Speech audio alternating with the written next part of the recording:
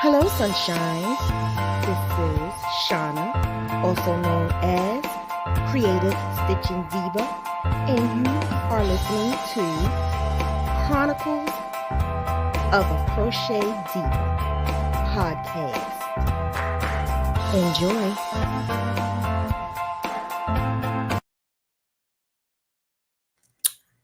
Hola, how art thou? How art thou? It's Creativestitchndiva and Deshia and Gail when she want to come, and and we are here in the house so that we can help y'all with y'all Graphghan issues, problems, journey, whatever you want to call it. We're gonna work on that today. We're going to answer some questions, and I have a whole list of things that we're going to go over. I'm going to timestamp it. I already added in the description, so all I have to do is add the time that we talk about it. And it's based off of the questions that you guys ask all the time. So if you guys ask questions, I literally write it down and I start focusing on the parts that I believe everybody is having an issue with. So we're gonna work on that. Let me get some more honey popping lip gloss. My honey popping lip gloss. And this right here, when I was working during the summer with the girls, I was teaching girls how to braid, right? Helping them how to braid. And I used to always bring in my honey lip gloss popping, whatever you want to call honey pop, right? And they would just stare at me like, where do you get that from? Like, that is just the cutest thing. Like, I have a little magic wand and everything. It's like it's a honey, what you call these things? The honey stick. And you actually use this with the honey lip gloss, with the honey pop. this is just too cute, and I always have to have my lip gloss popping. So every time I come on here, you know it's me because I always got my lip gloss popping. So all right, that's that. Let's go into this. But how are you guys? I am so excited about going over this because we are in the time of the season where crocheters are so-called popping, even though we popping every day of the year. But we're in the season now where people actually come to us because they want things from us, blankets, holiday things, scarves, hats, whatever you think of, they want from us now. So it's best that we change the game and start making it something different. Make our crocheted items something that they're going to want to keep coming. And Graphghans for me was a moneymaker. It was a no-brainer for me because when people look at, shout out to our Diva Squad member, shout out.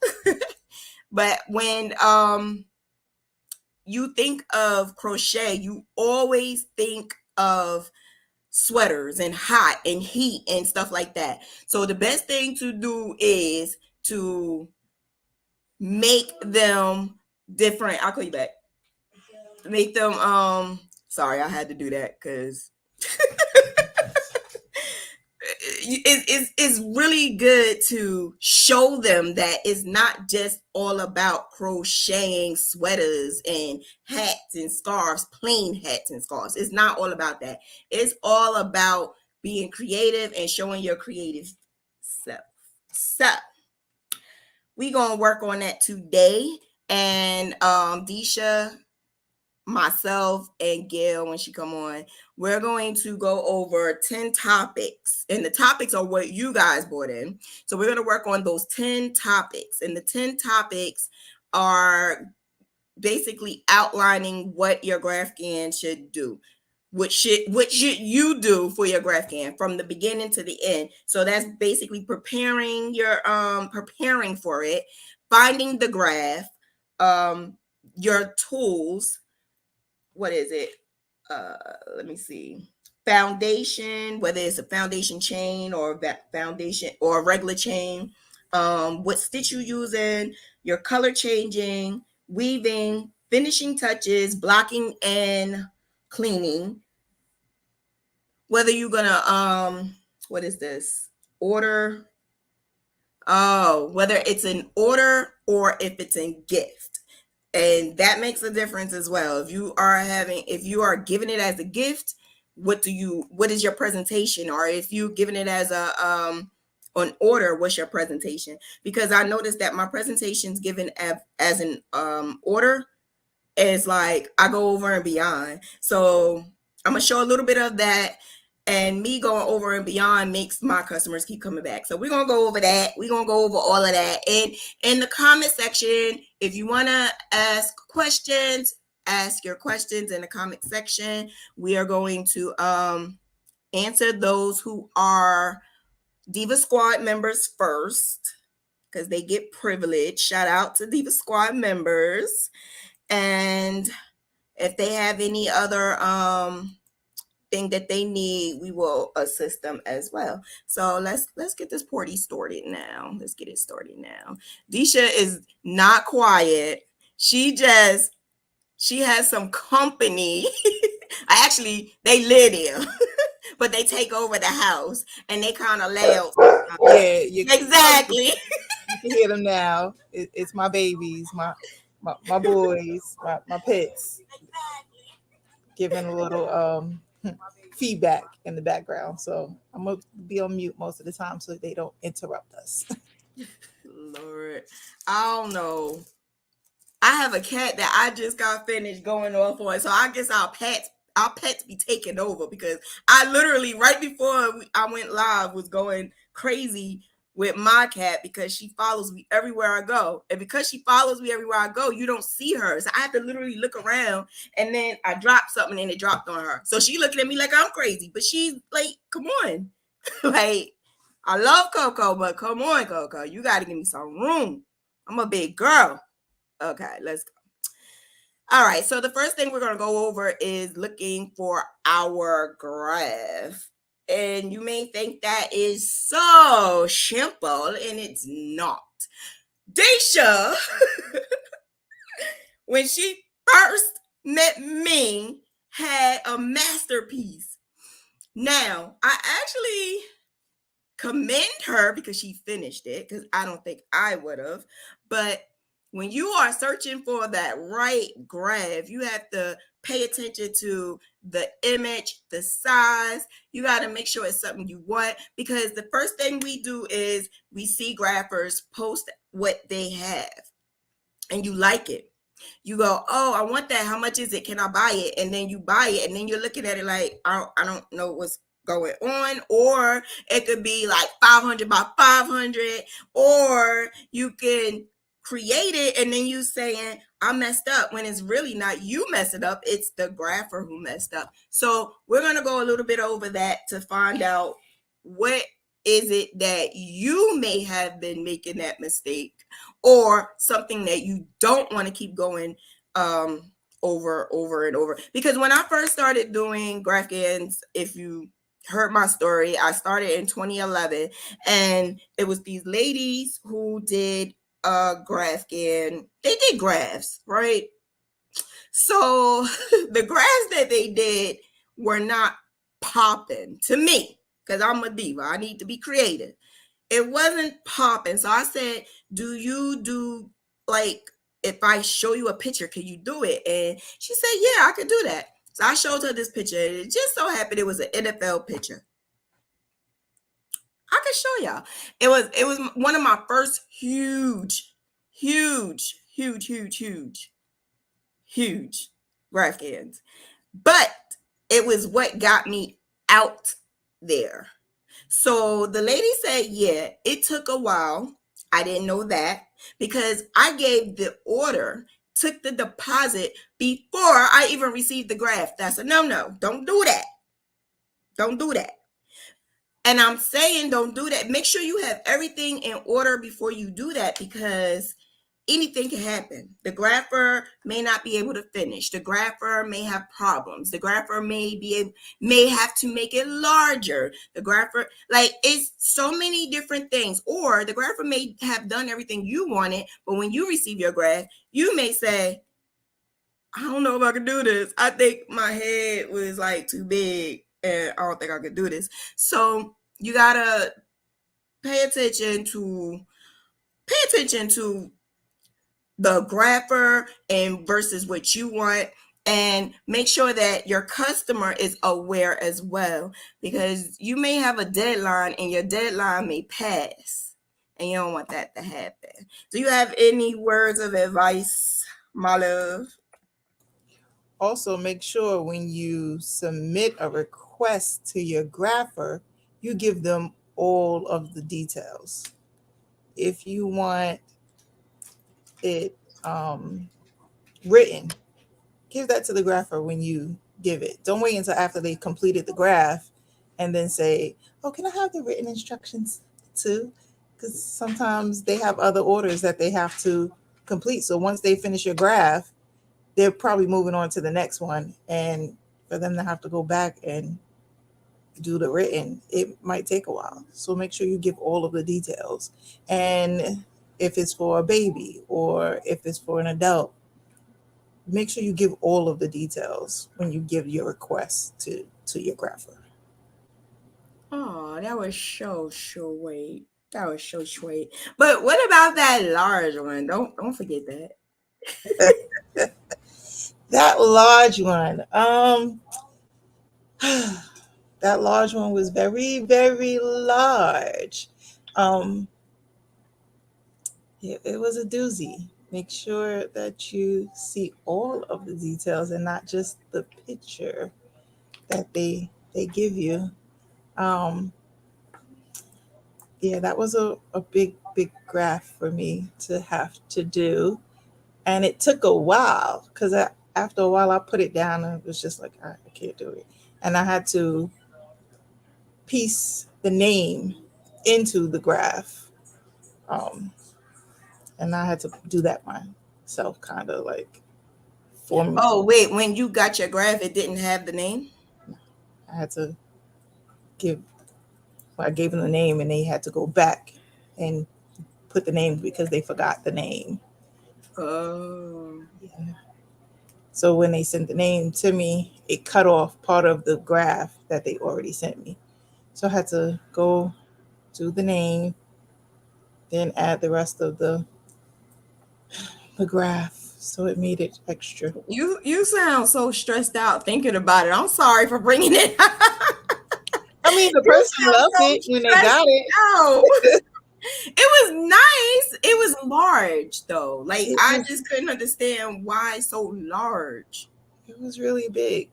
And then I'm another mini Shauna. I crochet like I'm fighting. So I figured that I can't use a 5 needle. I have to go up so that my graph has the flowy feeling. So I have to use like a 6 or a 6.5 so it doesn't look so tight. So it made it Mm-hmm. even more huge. It wasn't, it took up a lot of yarn and patience. Mm-hmm. Um, and it was big. It I think it ended up being almost a queen size blanket in the end. It was, I mean, queen size is not big. I think when you are expecting to do a blanket and get it done and over with in a good amount of time, and that was a gift, wasn't it? Yeah, it was a gift. So yeah, you don't want to spend all that time. That's another word of advice. A gift, I wouldn't make a queen size. I wouldn't do it because it's a gift and you want it to be a keepsake, memorable, and you also want to use that to get more customers to come to you. So you don't want to spend a whole lot of time doing that. I mean, that's just my preference. It's not something set in stone or nothing like that, but I just wouldn't spend a lot of time doing a 250 by 300 graph when I can do 150 or 150 by 200 and get it done quicker, and then I can move on to the next, because some people can do blankets back to back. I did at one point. Then I realized money is not really with the crocheting back to back anymore. For me, it's more into other things. But some people can do it. Like Gail do it, but I think her head is bigger too, because she see what she could do. A lot of people see that she could do it, and so they make orders. So they're like stacked like months behind. She had orders like maybe 3 months ago for Christmas. That's how many orders she has back to back. And sometimes she makes it, sometimes she doesn't make it, but she does complete her orders. And that's the part that I didn't want to get stuck in, because life happens. We are hand making items. So when life happens and you have an order, a crocheted handmade order, that's when it's like, okay, enough is enough. For me, enough is enough. I need to be strategic in what I do. So if I could do a baby blanket, which my baby blankets are like 120 by 120, then I could do it that way. Actually, that a baby blanket I could do like that. I could do a baby blanket within a week. It's just I'm not gonna do that every week. I'm not doing it.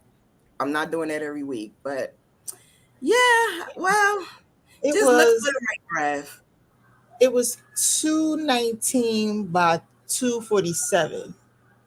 And when she did it, she just put the name on top of the graph that she did. So the name covered the bottom of the graph.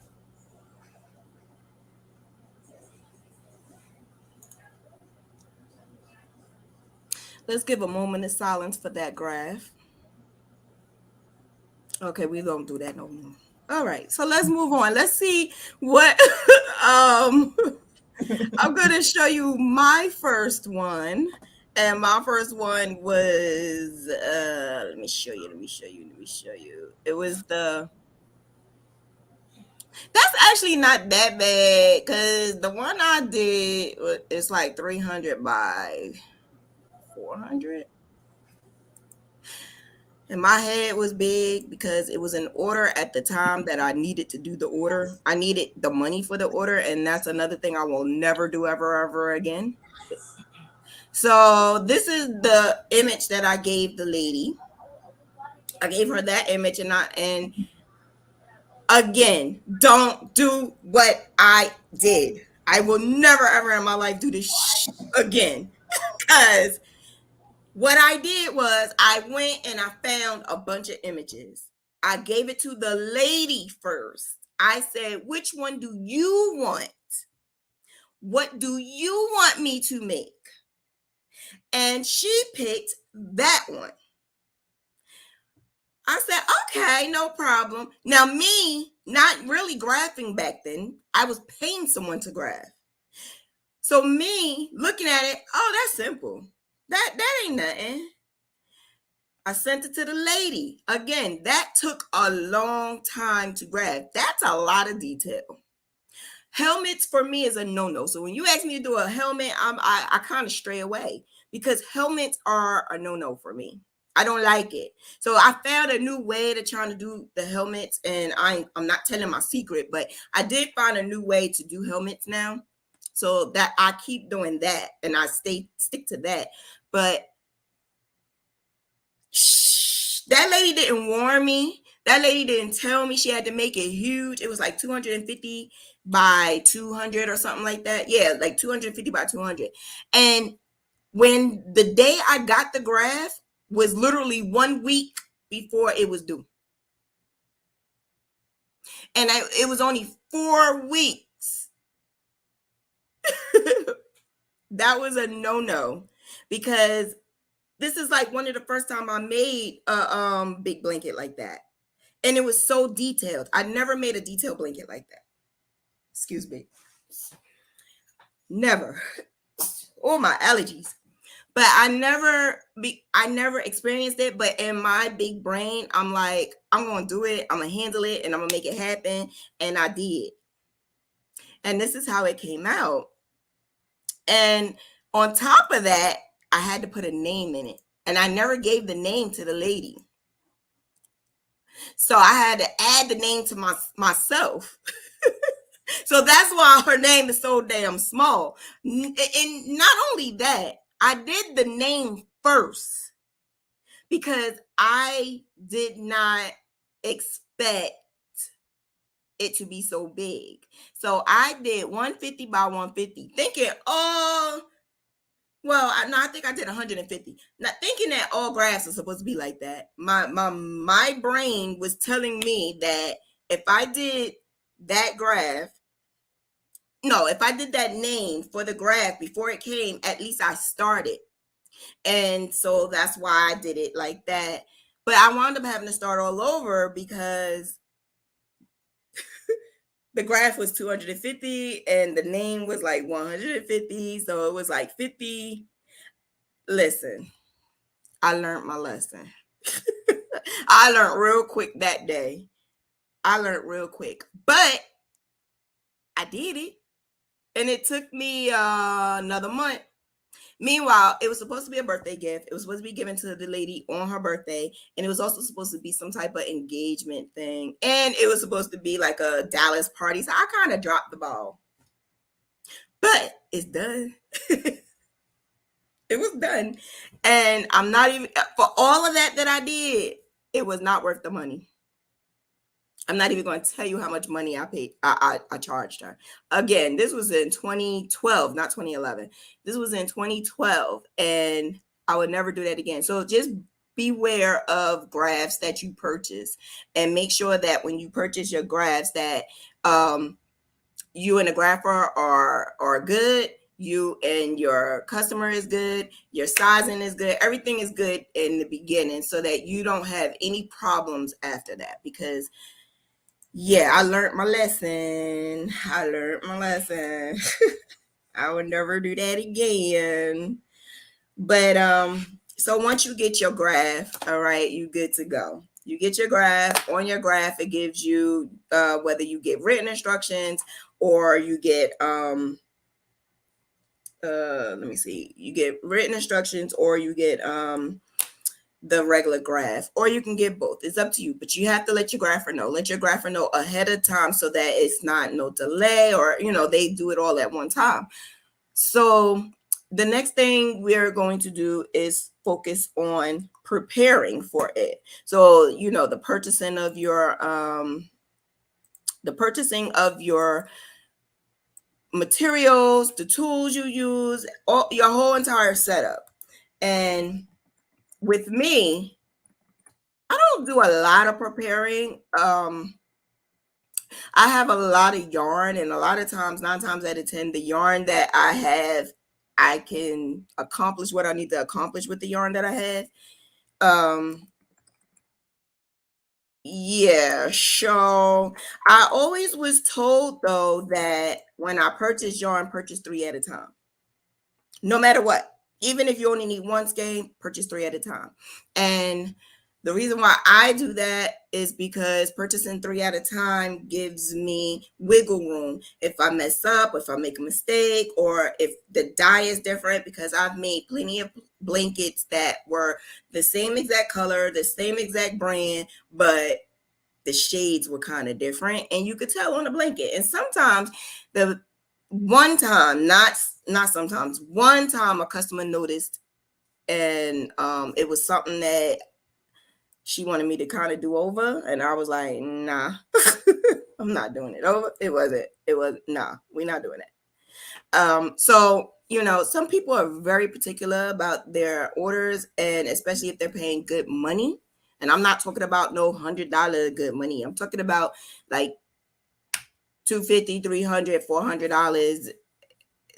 You got to make it worth its while. It's a keepsake. It's valuable. It's a handmade project. And I think that some people are not understanding that it's a handmade project, and it takes time, energy, focus, money, and whatever. So customers got to understand that. And I believe if everyone united, all crocheters all over, do the same thing and price their projects the way it's supposed to be priced, I don't think that it would be a problem with customers saying, oh, that's too much money. Because to be honest, where else they gonna get it?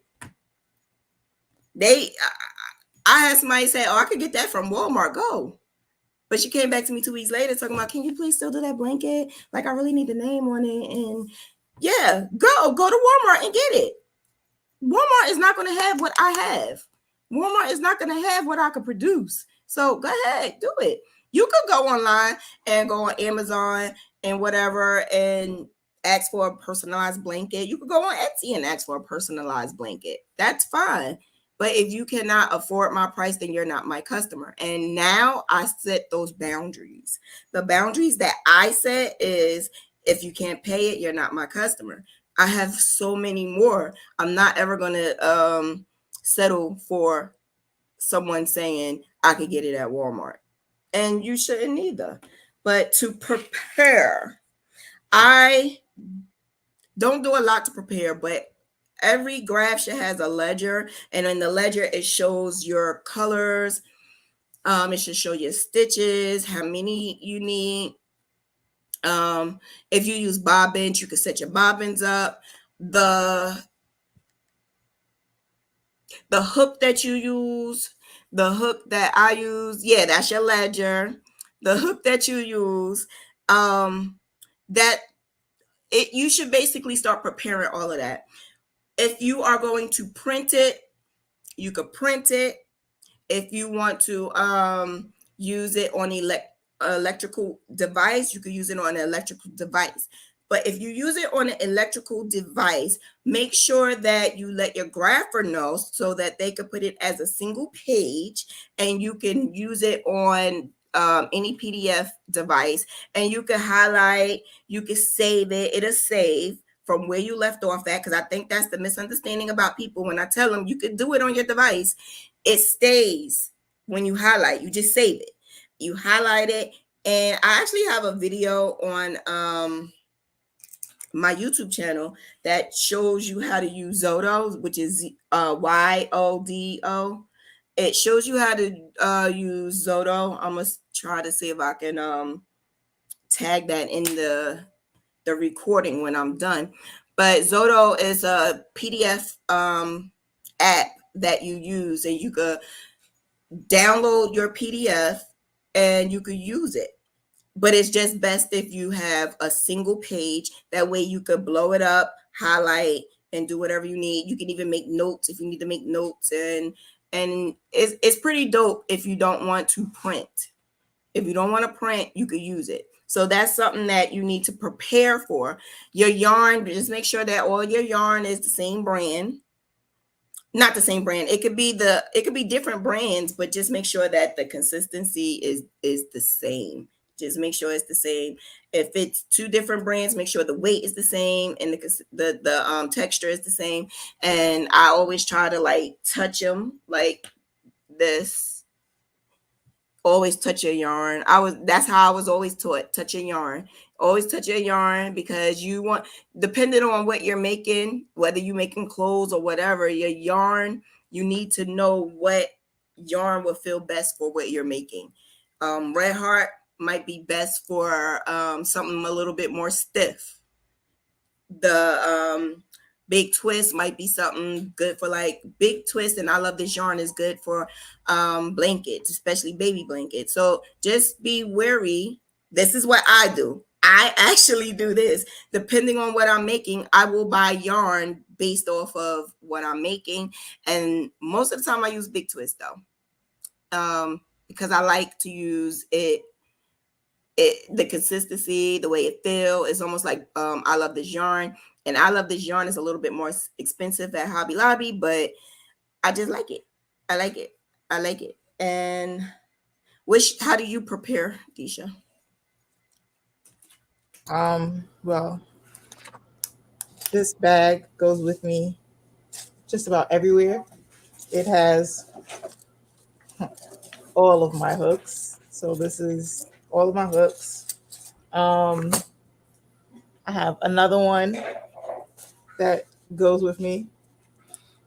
It has all of my different color markers, and there's a pair of scissors in here somewhere. Depending on what I'm making, there's a tape measure. Sometimes there's another one in that other bag, but there's at least 2 tape measures that goes with me in case I misplace one. I don't know where my scissors is at, but they're probably on my bed because that was the last place I was crocheting. Um,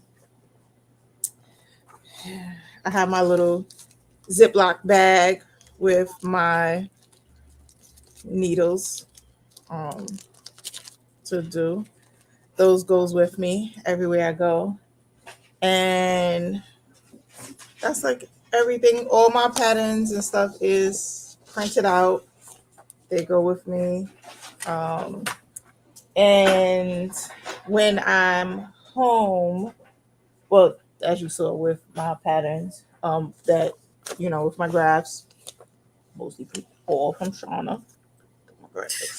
Um, I print them out. Some of them, like the scarves, I try to do it bigger. Sorry, you hear my mutts. Um, and then I just print them out, and the graphs are paper clipped together of who they are and who I'm making them for. The little sticky ones are there. And I have tons of them. The bigger ones. I'm sorry. This is my You tiny- finally making that one? Girl, I started it. It's in the room. Oh, thank But you. I'm ready to see it. I always print out like 2 or 3 copies of all of my graphs because I might lose them. They might get wet. I always print out like 2 or 3. Poor trees. Yeah, poor trees.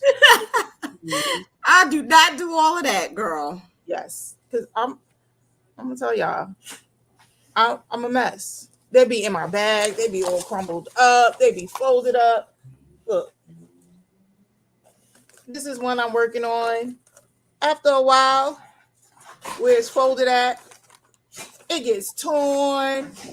I get frustrated. It be in my bag. Yeah, this will get reprinted and glued up again and do it again. Yeah, this is how. I don't have a laminating machine to laminate them. Sorry. I can't.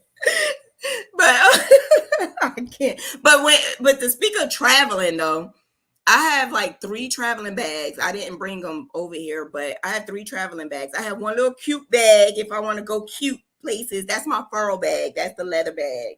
And then I have 2 purple ones. One is a larger purple one and one is a smaller purple one. And it's like a organized.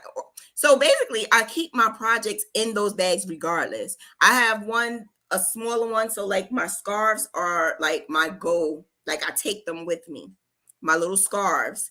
And then I have the blankets, like the big ones that I keep here. I usually wrap them up in like a sheet and I roll it up and I put it in the bag. So I have like project bags all over, but in each project bag, because I have like 5 sets of clovers and furrows, like I keep the hooks that I'm using with it. I keep scissors with it. I have like 10 scissors, and I only use that. I don't use a lot of different like graphs. Even when they like ripping and stuff like that, I still use the same one.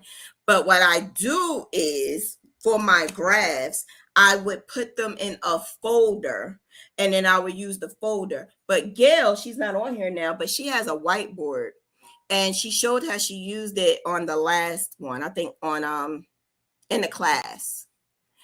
I think it was the members class. She showed how she used her whiteboard. So she put it up on the whiteboard with the magnets, and then she crossed out, every time she's finished each row, she'll just cross it out. So that's something that you guys, you have different ways of preparing and different ways of doing what you need to do. You got the whiteboard? Yeah, I have whiteboards. I have You plenty of ain't. whiteboards. I want one. Can I have one? How I'm gonna get it to you, I don't know. But yeah, sure. Because I use them for when I do the heads. I have plenty of these. Wait, that's a poster board. Yeah. No, she has the one with the magnet. Oh, yeah.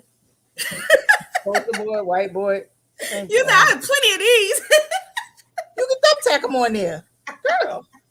Well, I like the way hers had, because you ain't gotta use the tape. You could just put the magnets on it, and then it's a pin that sticks to the whiteboard. Oh, The yeah. pen sticks on there. So you just take it on. Everything is on the whiteboard, and she just leaves it on the whiteboard.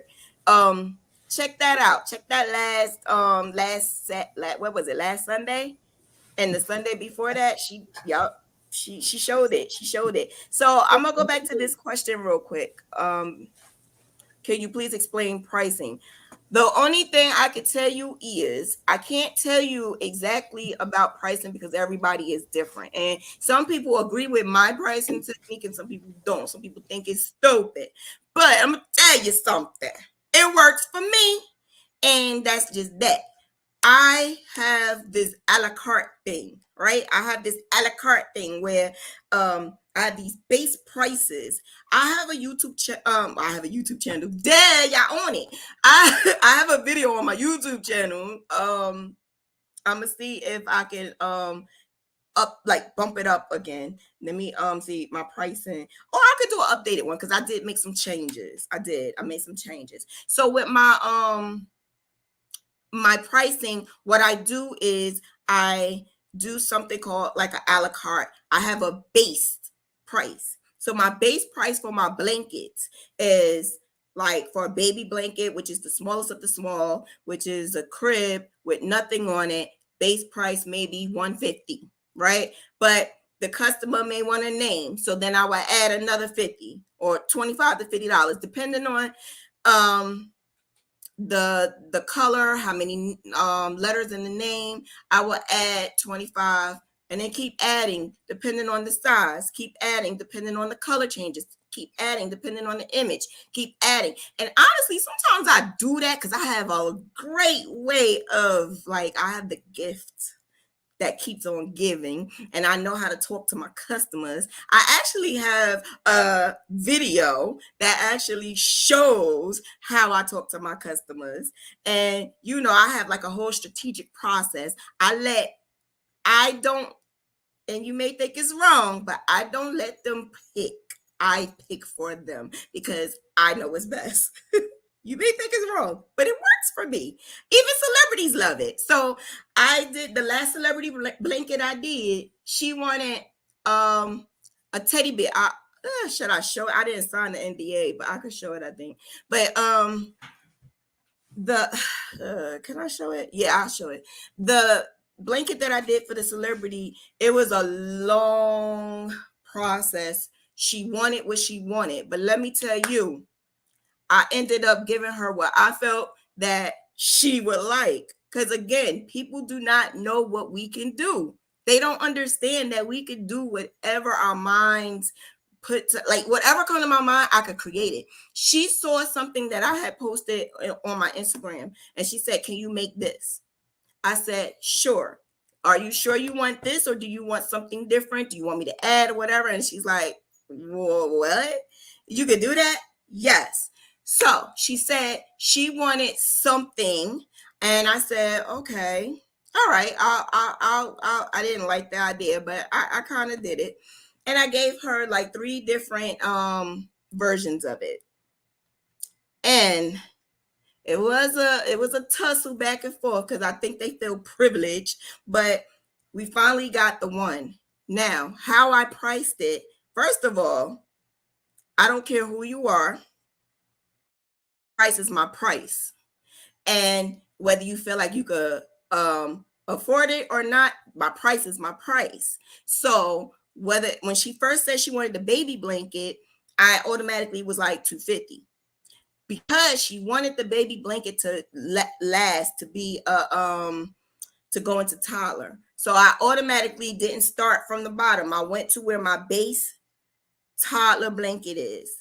Then I started adding to that because she wanted this teddy bear. Then she wanted all this detail. Then she wanted me to add this and add that. Then she wanted the border. And so every single thing that she wanted, it wound up being like $350, $400, I think it was, because I added something else to it. It was something else I added to it. So like $350, $400.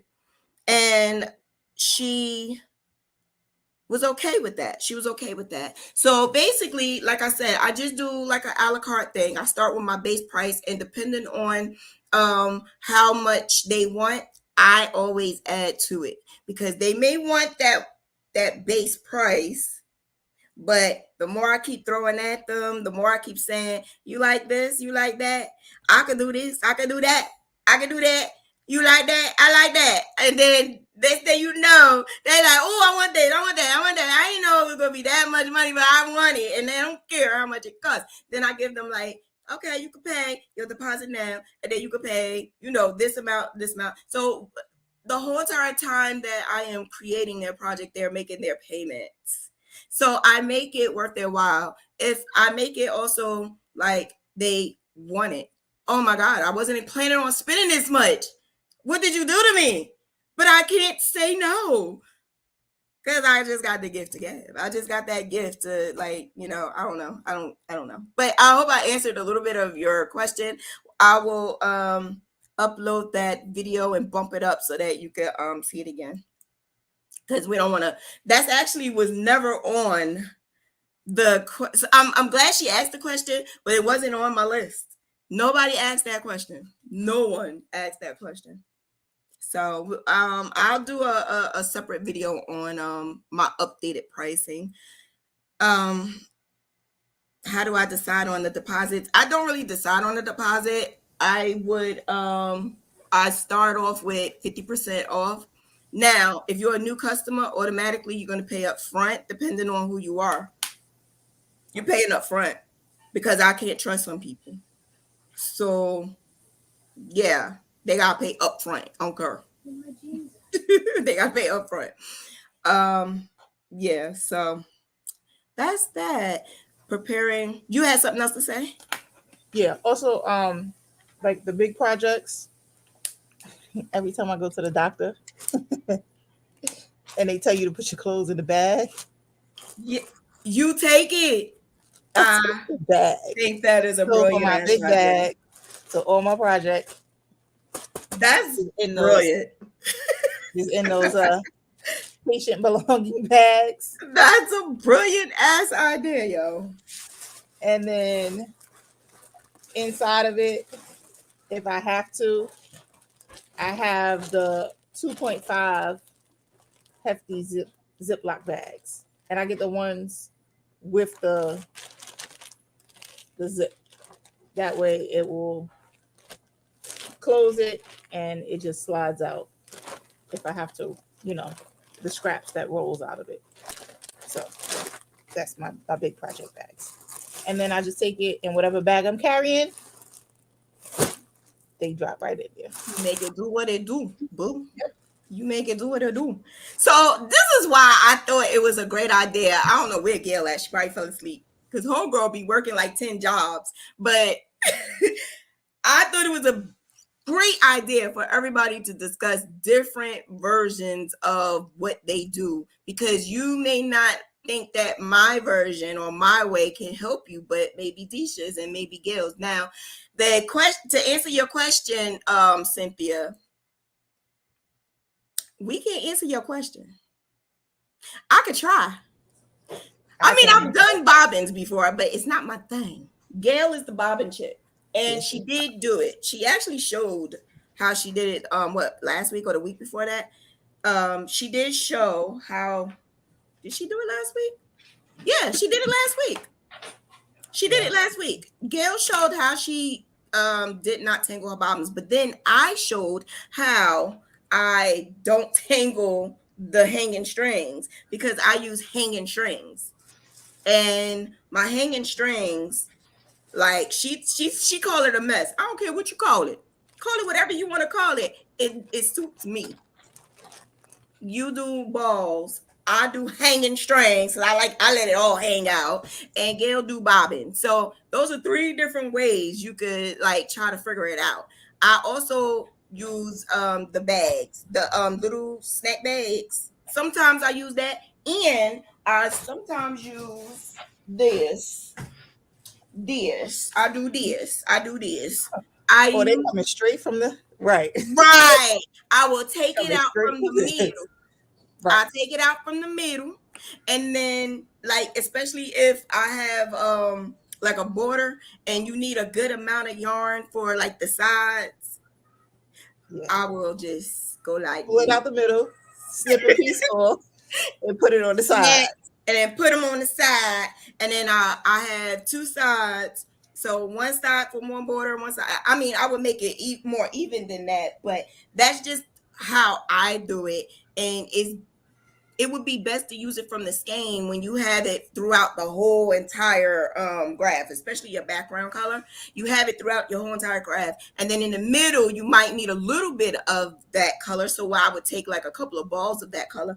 But I also have like what Gail had and what Deshia has is like little scrap yarns, because whatever I use from past, I would save the scrap. So it's not a full cake or a full skein, but I will have enough that I will ball it up or wind it up, and then I will put it in a bag so that I have like 4 bags actually of little balls, and the balls are what I would go back to if I need it. So but to keep from tangling, to be honest, you're never ever going to get no tangulation. You're gonna have some type of tangulation. The bobbins, I don't see how, when you have the bobbins hanging, unless you have it hanging really low. Maybe you don't want to hang it really low. If it's a lot of color changing, I would just unwind it for like maybe 2 rolls, meaning I have bought sample bobbins just to show you guys when I did my class, but I really do not like using them. But basically, I would take I don't have them on me right now. I would take those bobbins. Oh yeah, I do. So as I go, I would do like this, and I wouldn't do no more than that, so that as it's hanging like this, this will start swinging, right? So when it starts swinging, look, I just make sure I just keep it maintained. Or like I said, just only unwind it for like 2 rolls. That's it. Unwind it for enough for like a roll or 2. That way you don't have it hanging all the way down. Because what's the sense in using bobbins if you have it hanging all the way down? You might as well just let it hang like I do. But the tangle, to be honest, it's just, I also, when I crochet, I will turn the same way. I was always taught that way though, so this is not something new to me.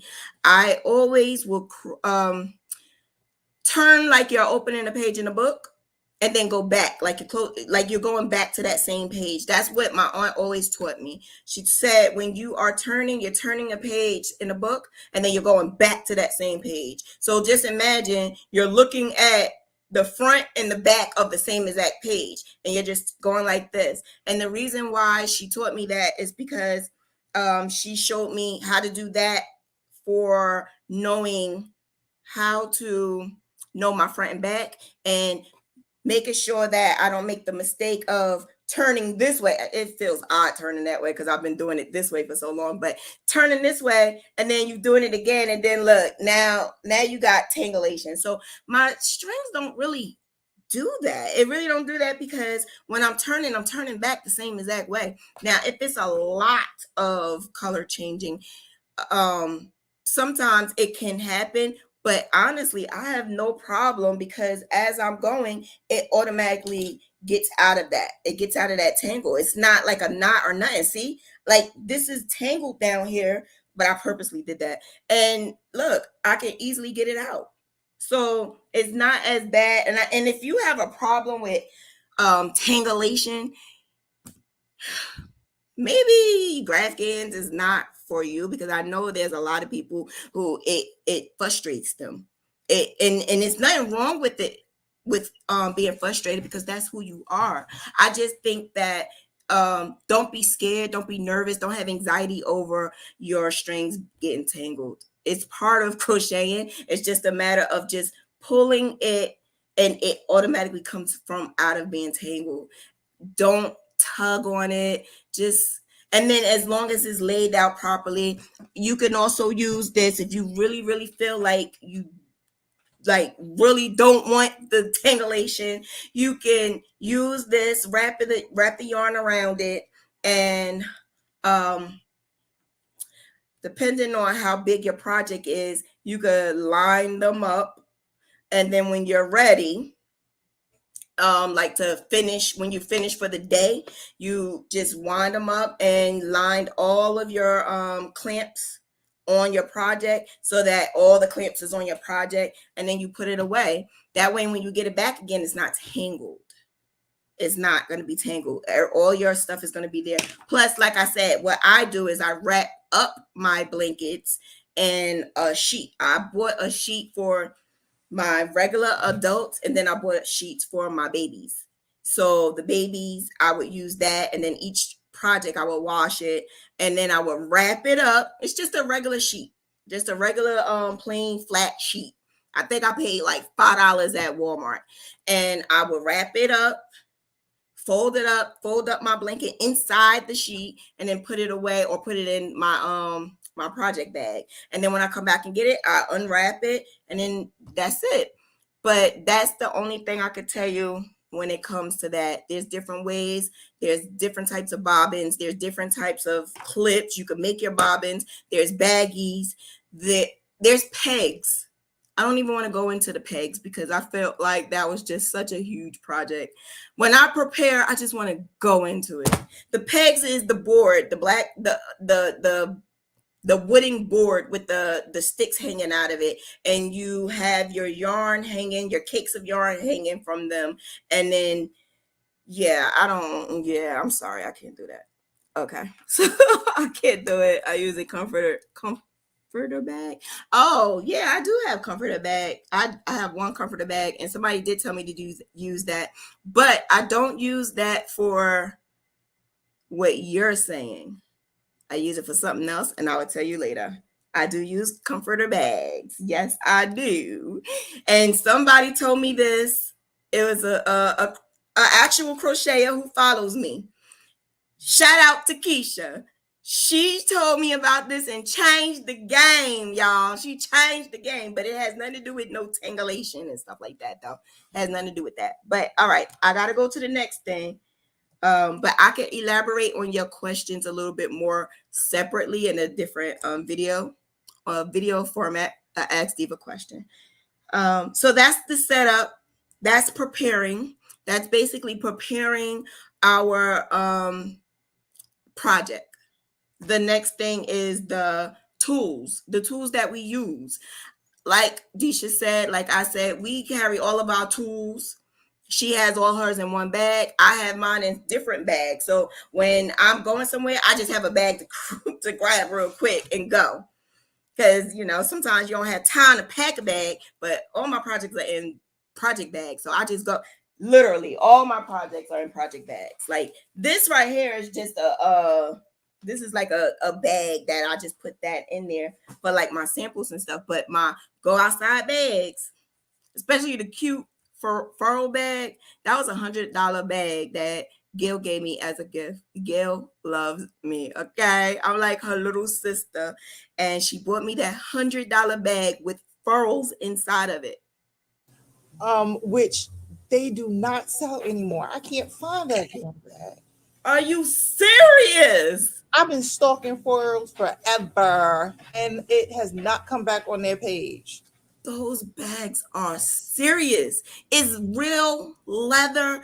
It's cute because you could carry your. Hold up, I'm gonna go get it. Tell about your yarn and your hooks. What hook you use? What yarn you use? I'll be right back. I'm gonna go get it for y'all. Please don't tease me with the bag. Okay, but go ahead. So, my favorite hook, Shauna has made me change. And my favorite hook is now the 6 and the 6 points. Where is it? 6.5 clovers. Now my hooks may look a little deformed because my babies has eating the ends off of them. So I have to replace them every once in a while. Something about rubber for my pitties. Um, but yes, Clover has become my favorite hooks, and I have a couple of them. As you can see, they love to eat them. But Clover, she has made me changed, and I now love Clover. Um, and my favorite yarn to use would have to be, she says, Karen. It's the yarn. I like using them because I like using the pounders.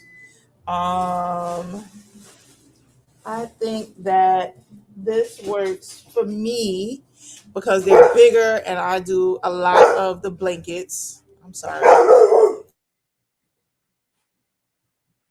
Um,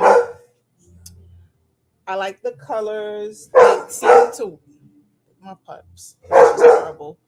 Um, and it's just more for me. Every once in a while, I will grab Cash. I Cash. I know he's just a rude. Big twist. Um, and mix in a little bit, just a little bit, not too much, to hide because Big Twist does have some nice colors that some of the other brands don't have, and they are starting to, you know, pull me in just a little bit. I do think it's really soft, and me and soft yarns kind of, I don't know. I just need that kind of little bit of roughness, but I need it to be sturdy because I need it to hold up to me because I'm just a little rough with my hands, as you can see. Oh, Wearing very rough. a little brace right now because I like to sleep like this, and when I crochet, I'm just Like my mom said, crochet like we fight. I gotta stop saying it. Stop saying that. But this is the furl bag. It's so cute, right? And not only is it cute, it's leather, it's real leather. And inside it has a place for your hooks. Sorry, I'm sorry, I'm sorry, I'm sorry. I'm sorry. I'm gonna help find it, okay? I'm gonna help find it for you. We gotta get it for you. I've been stalking their page. Let's hashtag find Furl's leather bag for Deshia. Hashtag find it. We gotta find it. But it has a snap, but I never close my snap. I never like it has a little snap right here where you can close it. And then it has on one side, can you see it? No. It has on one side like an area where you put your hooks. And the size is for like furl hooks, to be honest. And it's their bag, and then it has like a side if you want to put like papers and stuff in it, but it's really deep. It's nice and deep, and this is the go-to bag. Like if I want to look cute and carry my stuff, this is the go-to bag, and it is so dope. Like when she gave it to me, I almost cried because I'm like, I love it. I love my bag, and I have so like I said, I wrapped my project up in the sheet, and then I have my project in here, my project. So it's the bomb. And I also like to keep my hooks. The hook that I use for each project, it goes in there, so I know. But I used about the same project. I used about the same hook for each project, so I really don't focus too much on knowing what am I using for each bag. Unless it's not what you call it, a blanket. If it's like a shirt, if I'm doing like another pattern that somebody else made, then I will definitely keep the pattern in a Ziploc bag or my folder. I have a folder, and I will put that in there along with the yarn and the size hook that is needed. And I also write it down just in case sometimes I can't find a hook and I go in the bag. I write down what that hook was so I don't forget what hook I use. And then I also order multiples. So even though I have like 3 sets of clover, no, I have 5 sets of clover, I still order multiples of my favorite because we lose them sometimes. My niece she be jacking me for my hooks. Oh, my dog keeps She them. only for 8. My niece take them. I taught my niece how to crochet when she was 4, and now she's like, Auntie Shauna, I like this. I like this. She just takes it, and I give it to her though. Even though it's like $7-8 for one hook, I still give it to her because I'm a good auntie. I am. So the next thing is, so that's preparing for your project. Just making sure that you have the right hook or the yarn that you need, whether you have to order it or if you have to go and to the store. Those are basically what I do, making sure that I have everything before I start. Everything. If you don't have everything before you start, that may be a problem later on down the line because that happened to me. Where I started and then I didn't have something or I didn't have enough of that yarn and then I wound up having to search for it and it delayed me. So make sure you always have all of the yarn that you need and more. And make sure you look for coupons and sales. Girl. Mm-hmm. And if you have a business, make sure you get that LLC and get that tax exempt. It comes in handy. Now that I didn't know. No, you told me this now, but you told me this beforehand. But I'm saying I didn't know that previously. I had no idea about that. I thought that you had to be like a clergy person or something like that in order to get those tags. But that's good tea right there. That's good tea. Mm-hmm. You need to save your ducats. Yarn. I always try to get yarn when it's on sale, whether I need it or not. I stopped this year though because I had to move, and I know I will. Majority of my packing is yarn, and I know my family member and friends think I'm absolutely nuts. They think that I am backed because I'm looking for a 3-bedroom, and not because I'm bringing my oldest because my oldest is not coming with me. I'm getting a 3-bedroom for my yarn, and they think I'm playing. The same here. When I moved, I said I need either a 4-bedroom house or a 3-bedroom with a basement, so I can have my classroom. I'm not playing. I was not playing when I said I was looking for a 3-bedroom because Elijah needs his own room. I need my own room, and I need my own room besides my yarn because I don't mind sleeping in the room with my yarn, but I'd rather have my own room because I do more of this. And I know Gail sleeps with her yarn. If y'all saw her background, that's not even all the yarn she has. That's the crazy thing. She's the one who got me buying 3 skeins of yarn every single time I go. She's the one who got me saying, like, when you go and you see something, get it. Just go get it because you never know. And she has this, I wish she was on. Where is she? She has this creative mind where she could look at a skein of yarn, and she could she knows what she can make with it. She knows what other colors can contrast or complement it. Like I go to her for color. She comes to me for the images, and it's beautiful. Like we all 3 of us, we talk on a daily basis, and we always collab. We always we always feed each other with knowledge, and that's what I love these ladies for, because we always feed each other with knowledge. I've been doing this longer than them, but I'm still learning and growing, and I don't mind that. I don't mind learning and growing because Gail sometimes teach me things, and vice versa. And Deshia, like some things I never. What? I'm just saying, I go to them for everything. I know. I look at it as you're very creative when it comes to a lot of things. Like when you put your mind to it, you do it. Yeah, I do. You just do it. You're Aquarius. You're creative. You're weirdly a creative person, and Pisces and Aquariuses are like, and I'm kind of Aquarius too, because that's also my sign. Well, my sign is Pisces, but I'm also Aquarius and an Aries. Yeah. But I'll be anyway, like, before we go into zodiac, I need a Mexican baby blanket theme. And they'll be like, girl, Gail will like, you need to buy this color yarn and you need to do this. And I'll be like, oh, I didn't think of that. Okay. And Shauna will be like, yep, that's what I was thinking. I'm like, okay, thanks. but we all do that. Well, Yeah. Gail, like I said, Gail's good with when it comes to colors. Or when you was talking about the ladybug, Mm-hmm. you don't have to do a ladybug blanket. You could do a ladybug photo prop. And I still would Graphghan that. Don't ask how, but I find ways to Graphghan stuff. I call it Graphghan technique. I find ways to put a little Graphghan in it. And that's what I did with my niece's strawberry shortcake. I did Yeah. a little Graphghan in that. It was for Halloween. Actually, I got an order for that too on Instagram by somebody. I have no idea who they are. They found me and she wants me to do one for her baby.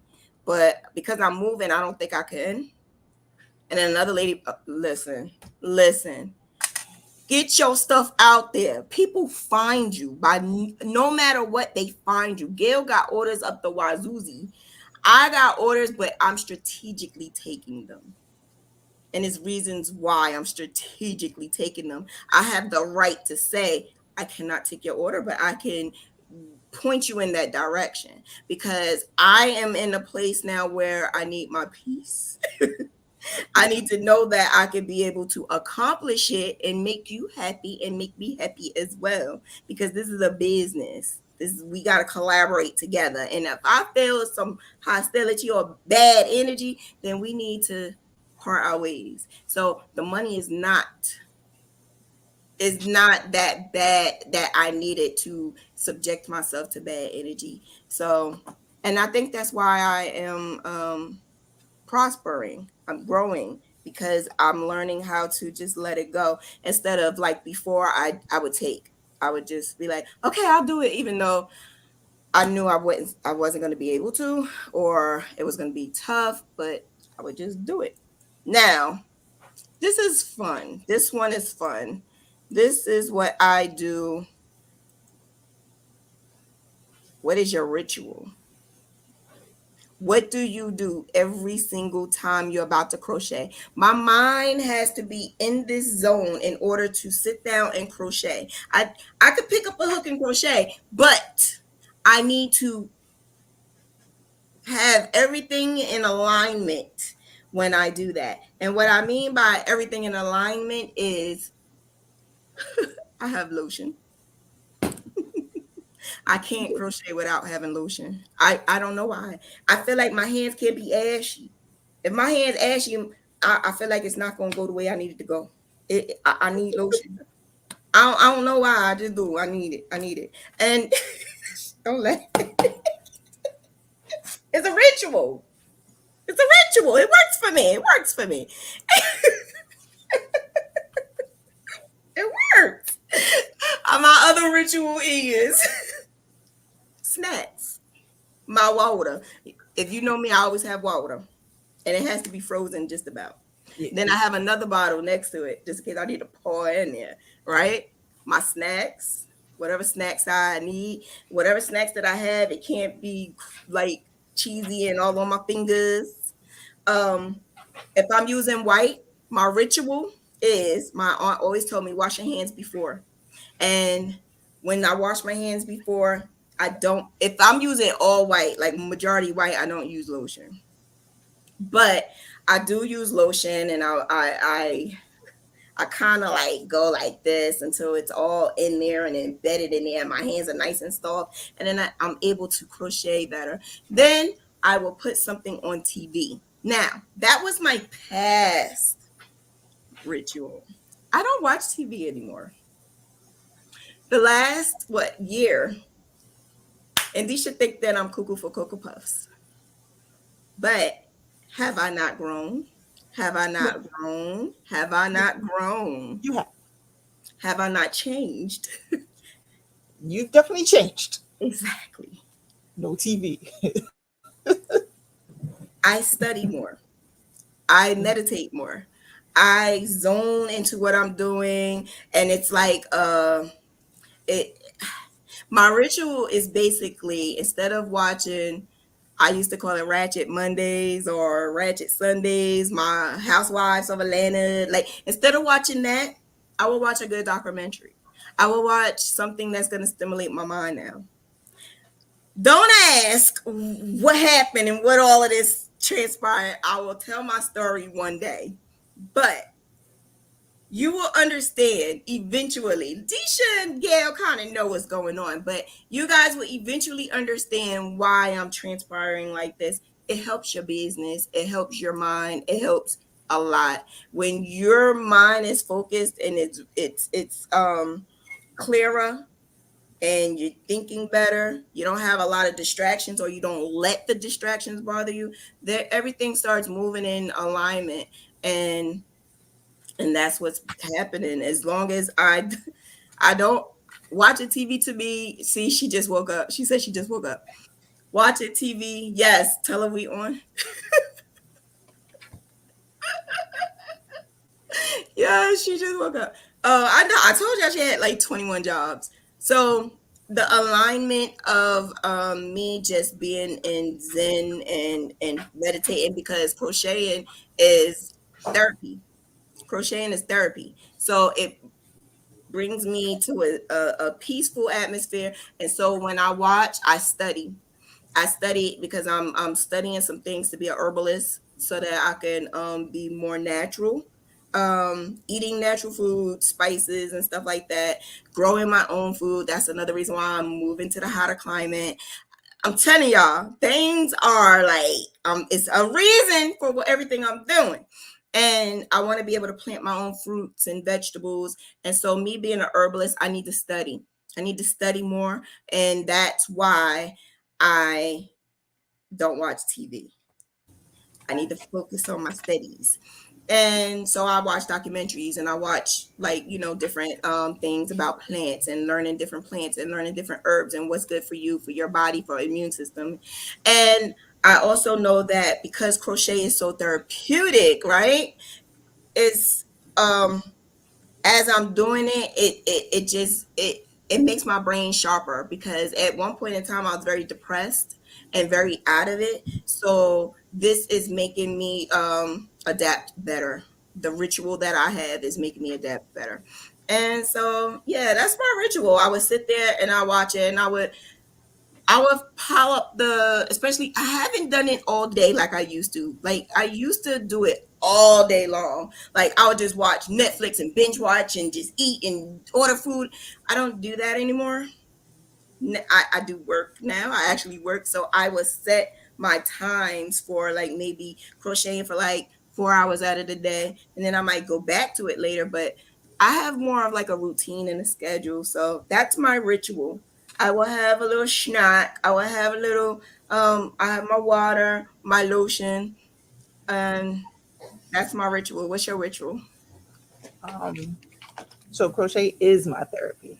So my doctor has me crocheting. Like if I can't crochet, it's like I get anxious and stuff. So it is my therapy. Um, and I don't watch the Ratchet TV.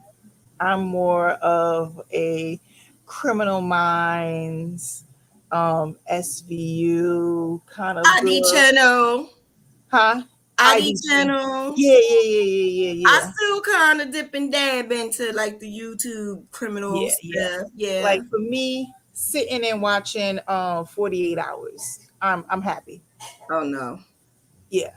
So that's me. that would depress me.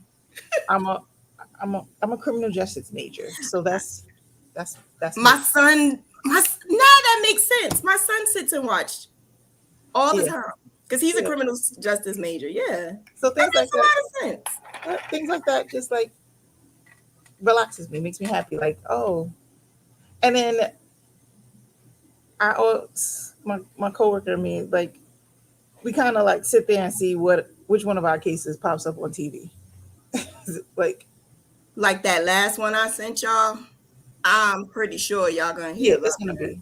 We're gonna get that. I'm positive we'll get that. So just propped up on my bed. Sometimes I have water. Sometimes I have um juice. But sometimes the TV is watching me.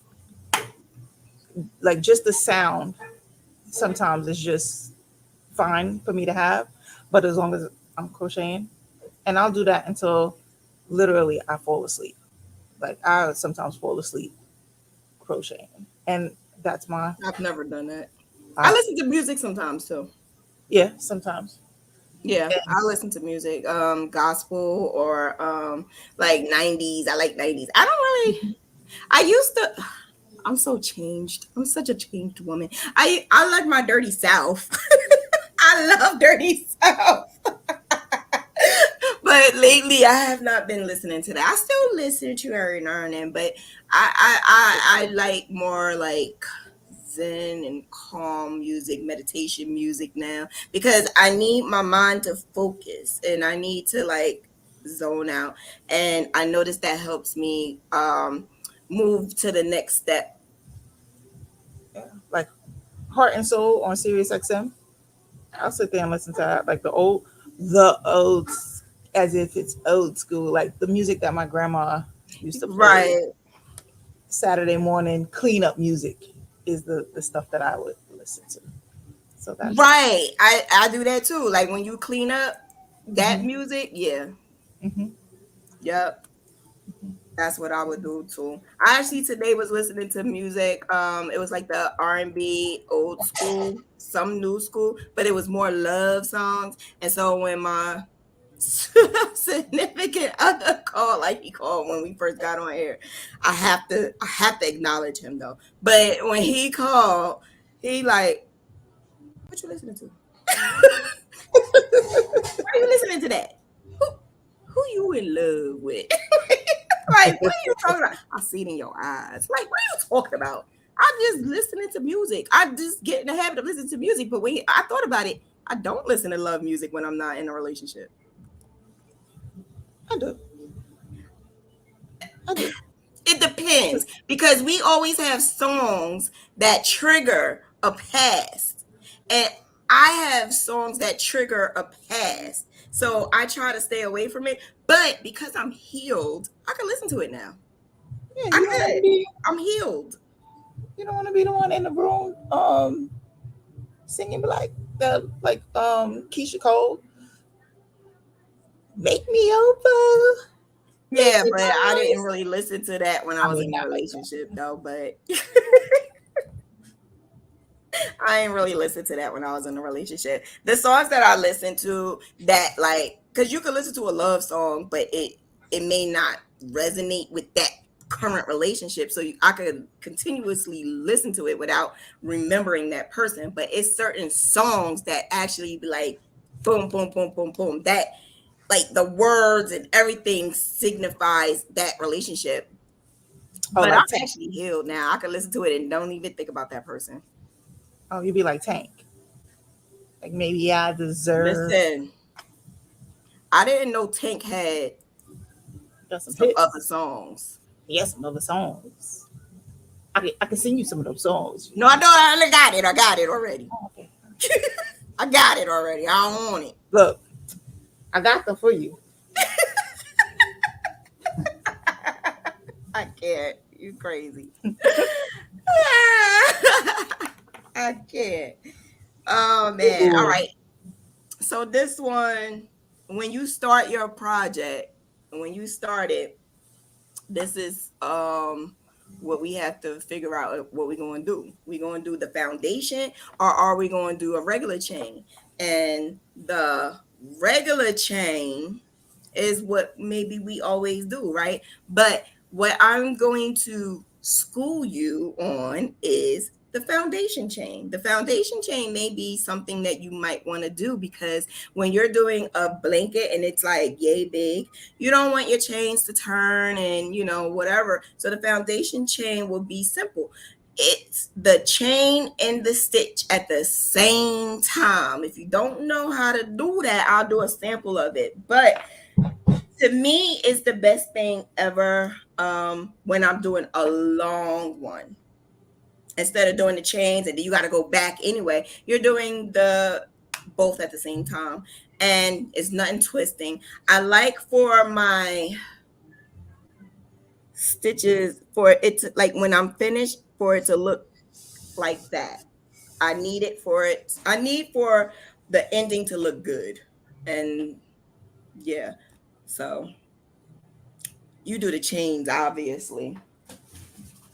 Because the foundation chain, sometimes I get a little frustrated with it, depending on which one I'm doing. That single one. It Oh, used to frustrate me, but look what I found. your hook. You found a mama. I found a mama. We Gail. I found a mama. I'm Let me sorry, tell y'all. Gail sent the picture of this candy. It's the mama candy. Told us to go look for it. Why did she do that? I look like the fiend in the store after I bought it. Like, where's the mamba? This candy is addictive. And Then I didn't even buy it. I was like, nope, I'm not buying that. I'm not buying it. And then Elijah wanted it. So I was like, all right, I'll buy it. I started eating the damn candy. I wouldn't even let him touch it. it's I wouldn't horrible. touch it. It is, she did us dirty. She did us dirty. But yeah, that's I was trying to find my other hook. But yeah, that's something that greedy people talk about. Anyway, let's go back to crochet. I'm sorry. Y'all. um so when you're doing your foundation, let me cut this off a little bit because I ripped it off and it's kind of thin.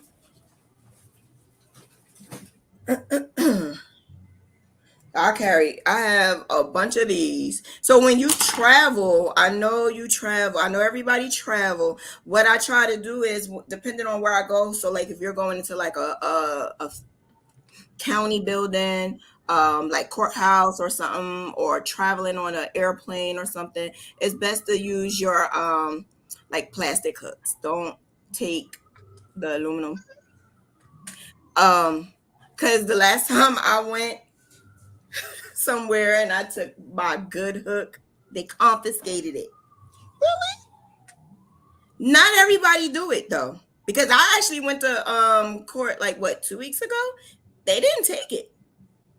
They let me have it, but I couldn't bring in scissors, even though these are kid scissors. I couldn't bring in scissors, so I have a necklace. I don't have the necklace. It's in my other traveling bag. It's the necklace that you wear that you put under, and it rips off your hook. Or you could use one of those nail clippers. Like I found different types of ways you could travel without them confiscating. I got my stuff confiscated, but thank God the cop, it was an actual sheriff too. Thank God the sheriff was not that mean.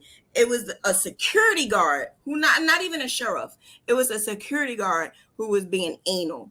I wasn't doing nothing to nobody. I was minding my business, sitting there. I believe I was in like the social security building. I was in some type of building, and I was crocheting, minding my business, right? Because we crocheters mind our business when we crocheting.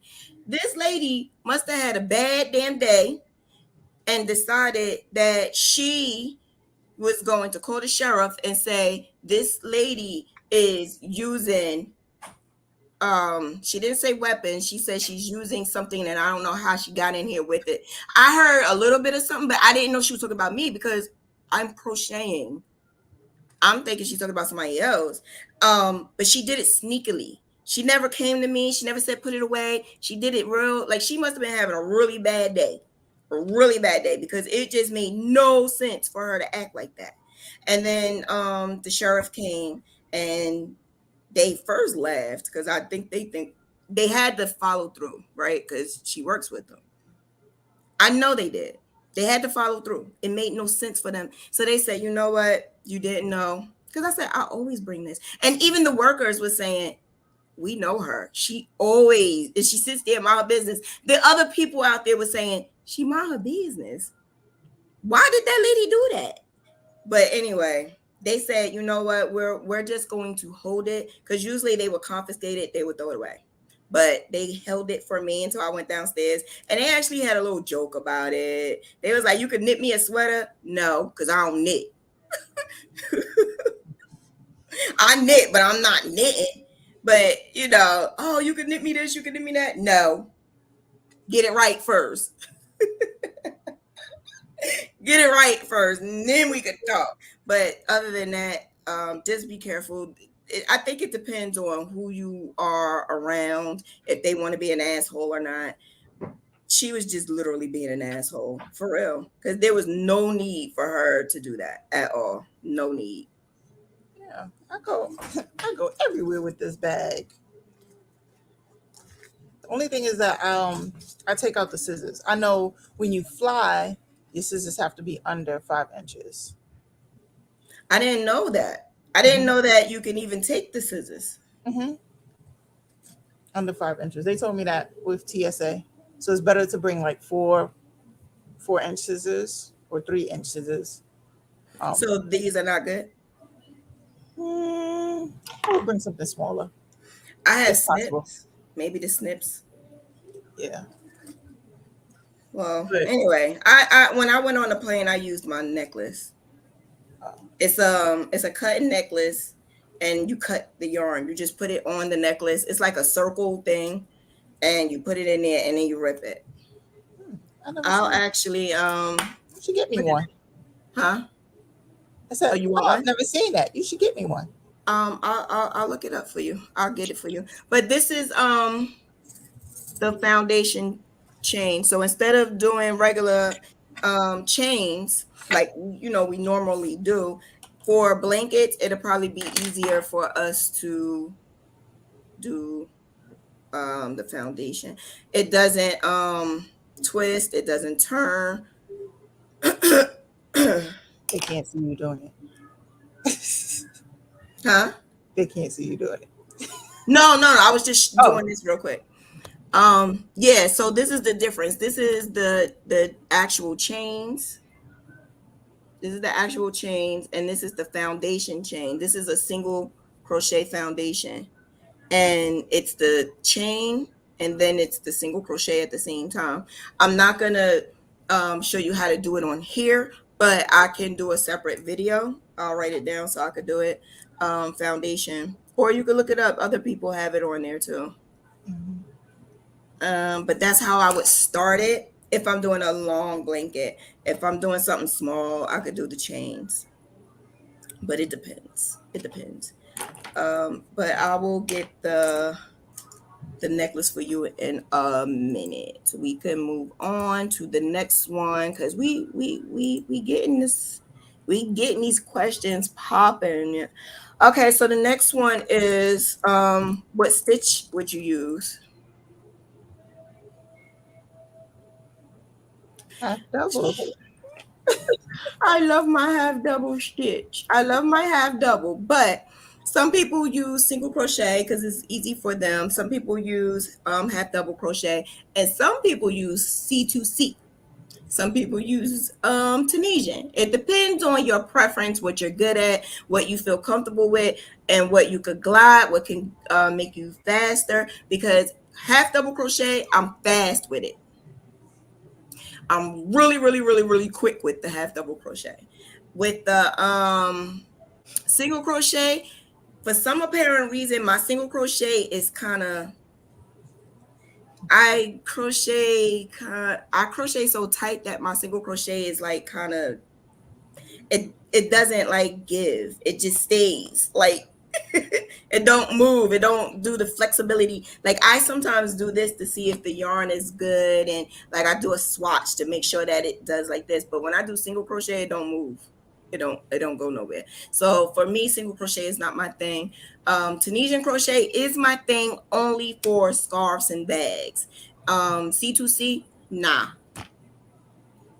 Nah, it's not my thing. I feel like C2C is a yarn guzzler. So whatever yarn you need for a regular Graphghan, you need like double and triple for the C2C. And I feel like the pixeled part, those things to me is elementary. It to me it gives me baby.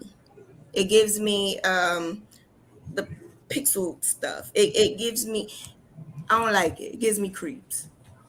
I feel like if you're gonna give somebody a nice blanket, with like a sorority blanket, for instance, or how you going, this is my brain, don't mind me, this is just how I think.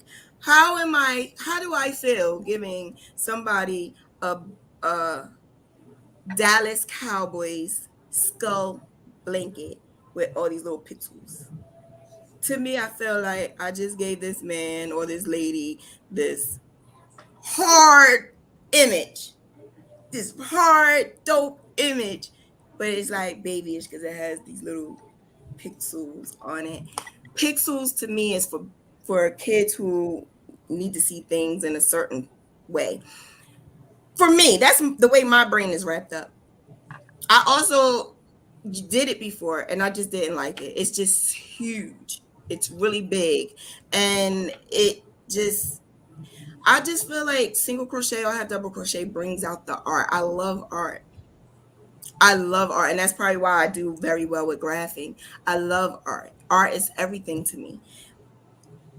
But when you take that art and just like pixel it, I don't I don't like it. It doesn't come together in a smooth transition for me when you have all these little squares everywhere.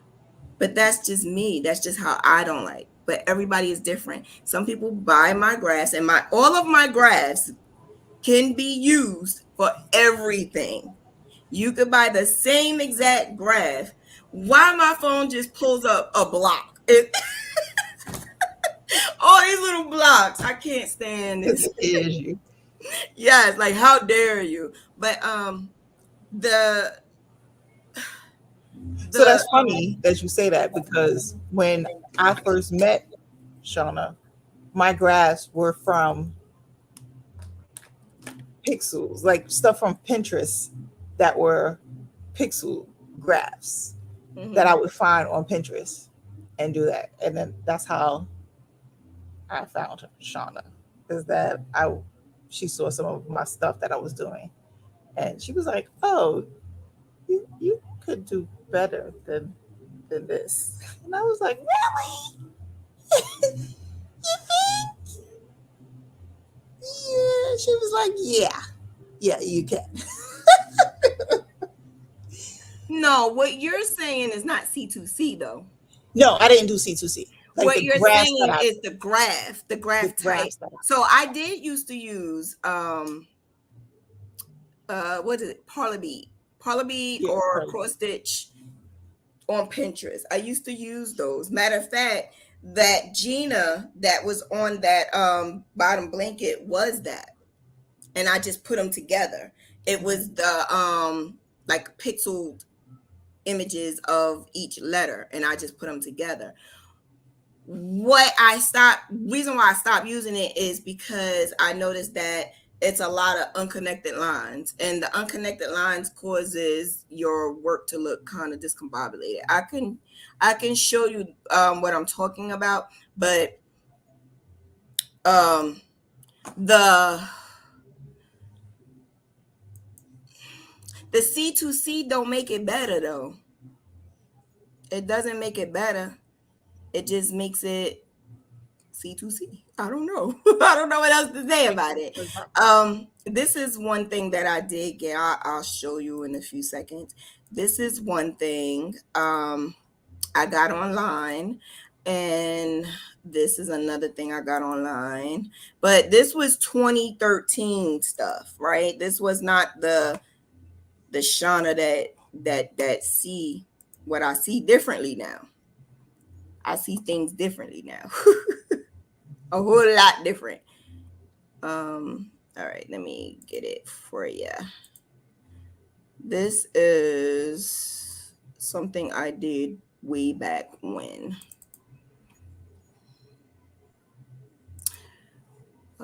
I show this a lot when I do my classes, so I did the wrong thing. Wait a minute. Let me see.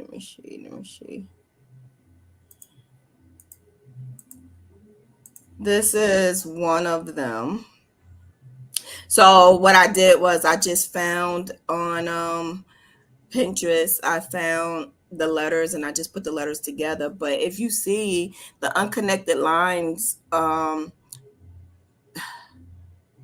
basically I didn't really know. This was 2013 now. I was still mastering my whole color changing at that time. And then if you also see, there's like skipping of the, like where the P is, there's like a skipation going on. Where the E, there's a skipation. The R is a skipation. The reason why is because those are unconnected lines. Those lines do not connect. So when the lines do not connect, or when they are like connecting from like, I don't know how else to say it, but they're unconnected lines, and a lot of graphs have that. Here's another one.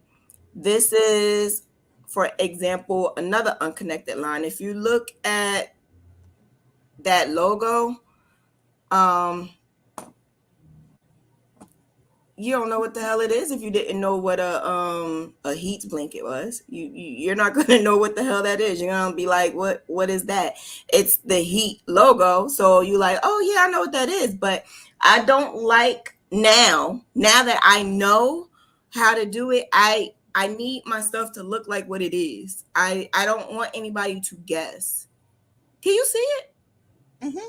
Oh, I don't want anybody to guess what it is. So that's why I decided to, change up my graphing. And then it starts looking blurry. I don't want it to be blurry. I don't want it to be blurry. I don't want it to look off.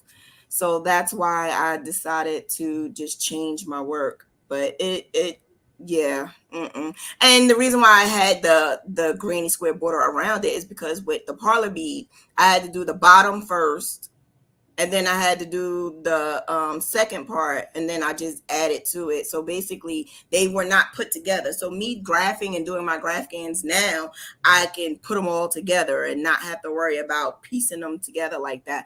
But that's basically what I did back in the day. I made it do what I did. I just won't do it like that ever again, though. So where the border is, that's how the corner to corner would look. It'll spread it out like that for your graph. Mm-hmm. And that's how your corner to corner will go out with the graph. So it's going to eat away all of your yarn, and the graph will be holes in it, basically, with the graph on it. It's basically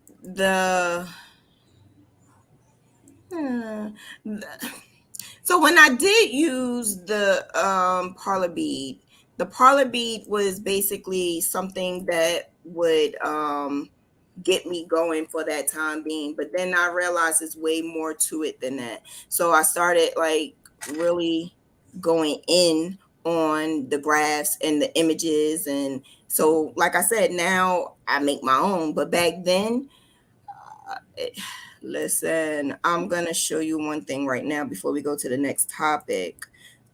This is another example. This is something that I used in one of my graphing classes. And I'll show you this real quick. Ordering a graph, when ordering a graph from Shauna, you'll have your image. If you want written, you have to request it, and she can give that to you, and you can have both, or you can have one or the other. Just make sure you're clear when you make your requests. Yeah. I mean, if you go to my website, it's in the description, creativestitchndiva.com. If you go there, I can help you with that. There's if you need it to be created, or if you needed me to like if you already have something and you just want me to add to it, it could be either or. It could be something that that's not even on there. Hello, how art thou? So this right here, as you can see where those arrows are, those are unconnected lines. Those lines are not connecting the way it needs to be connecting. So because you have those stranded, when you crochet it, it's going to look like what I showed you. When I showed you that heat blanket and it looked like kind of blurry and stuff like that, that's why. Because it has those unconnected lines. So when you purchase your graph, just make sure your lines are not make sure your lines are not like that.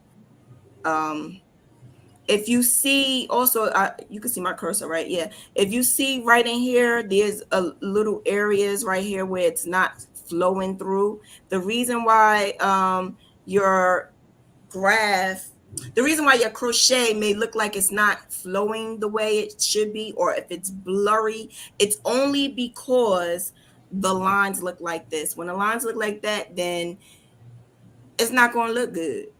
I'm gonna be honest, it's just not gonna look good. So just buyer beware. There's other graphers out there that can produce a good graph with no unconnected lines, but there's some though that will do it, and it's just huge as I don't know what. Because think about it, when you're graphing and you have to clean up, sometimes I don't just clean up, sometimes I have to create it because I make mine a certain size. I don't like them to be huge. So if I make it a certain size, I have to add the details. Sometimes I have to delete the detail and add it myself. So that kind of means that you got to know how to draw. You got to know how the image looks. And I don't like taking what's online. If it's online and you give it to me, I'll be like, can I tweak it? Because I don't like it. I don't like it. I don't like doing that. Don't come to me and say, oh, can you do this? And it's somebody else's graph. I'm going to tell you to go to that person. But I can tell you if I can create it differently. But I will not do somebody else's graph. I will not. I would just tell you to go to that person. It's not fair. If you like it, then purchase it. But if it's not what I'm trying to explain to you, if it's huge or if it has all of those unconnected lines, but you really, really, really like it, I don't know what to tell you. I could probably create it better. I could probably make it a little different and make it so that nobody else don't have it. Because think about it. If you search up Graphghans, I do it all the time. I do my research. Search up Graphghans and tell me how many times you see the same exact image, the same exact thing, because every person is doing the same thing, which is on Google. So what I decided to do was I would take those images and I would just make my own little thing. I would personalize it. I would twist it, tweak it, whatever. And I actually found an old screenshot, and I actually sent it to my friend this weekend, my significant other, and I sent it to him this weekend to show him what it was back in the day when people were stealing my work and saying it was theirs. So long story short, a customer came to that person and said, can you create this? And that person said, okay. Now, back then, I had my watermark on there, so I know good and well she saw that watermark. She still grafted. And then, of course, there's always someone who screenshots, this look like yours. They screenshot it, sent it to me and said, this person in the group is taking your work, and I believe it's your graph. So I sent the message to that person. Now, back then, I did that. Now I don't care. But back then, I stepped to the person and I said, yo, you taking my work? And she actually got defensive. She got upset. And she was like, this is not yours. This was an order and I could prove it. And she's basically trying to like tell me I could prove this.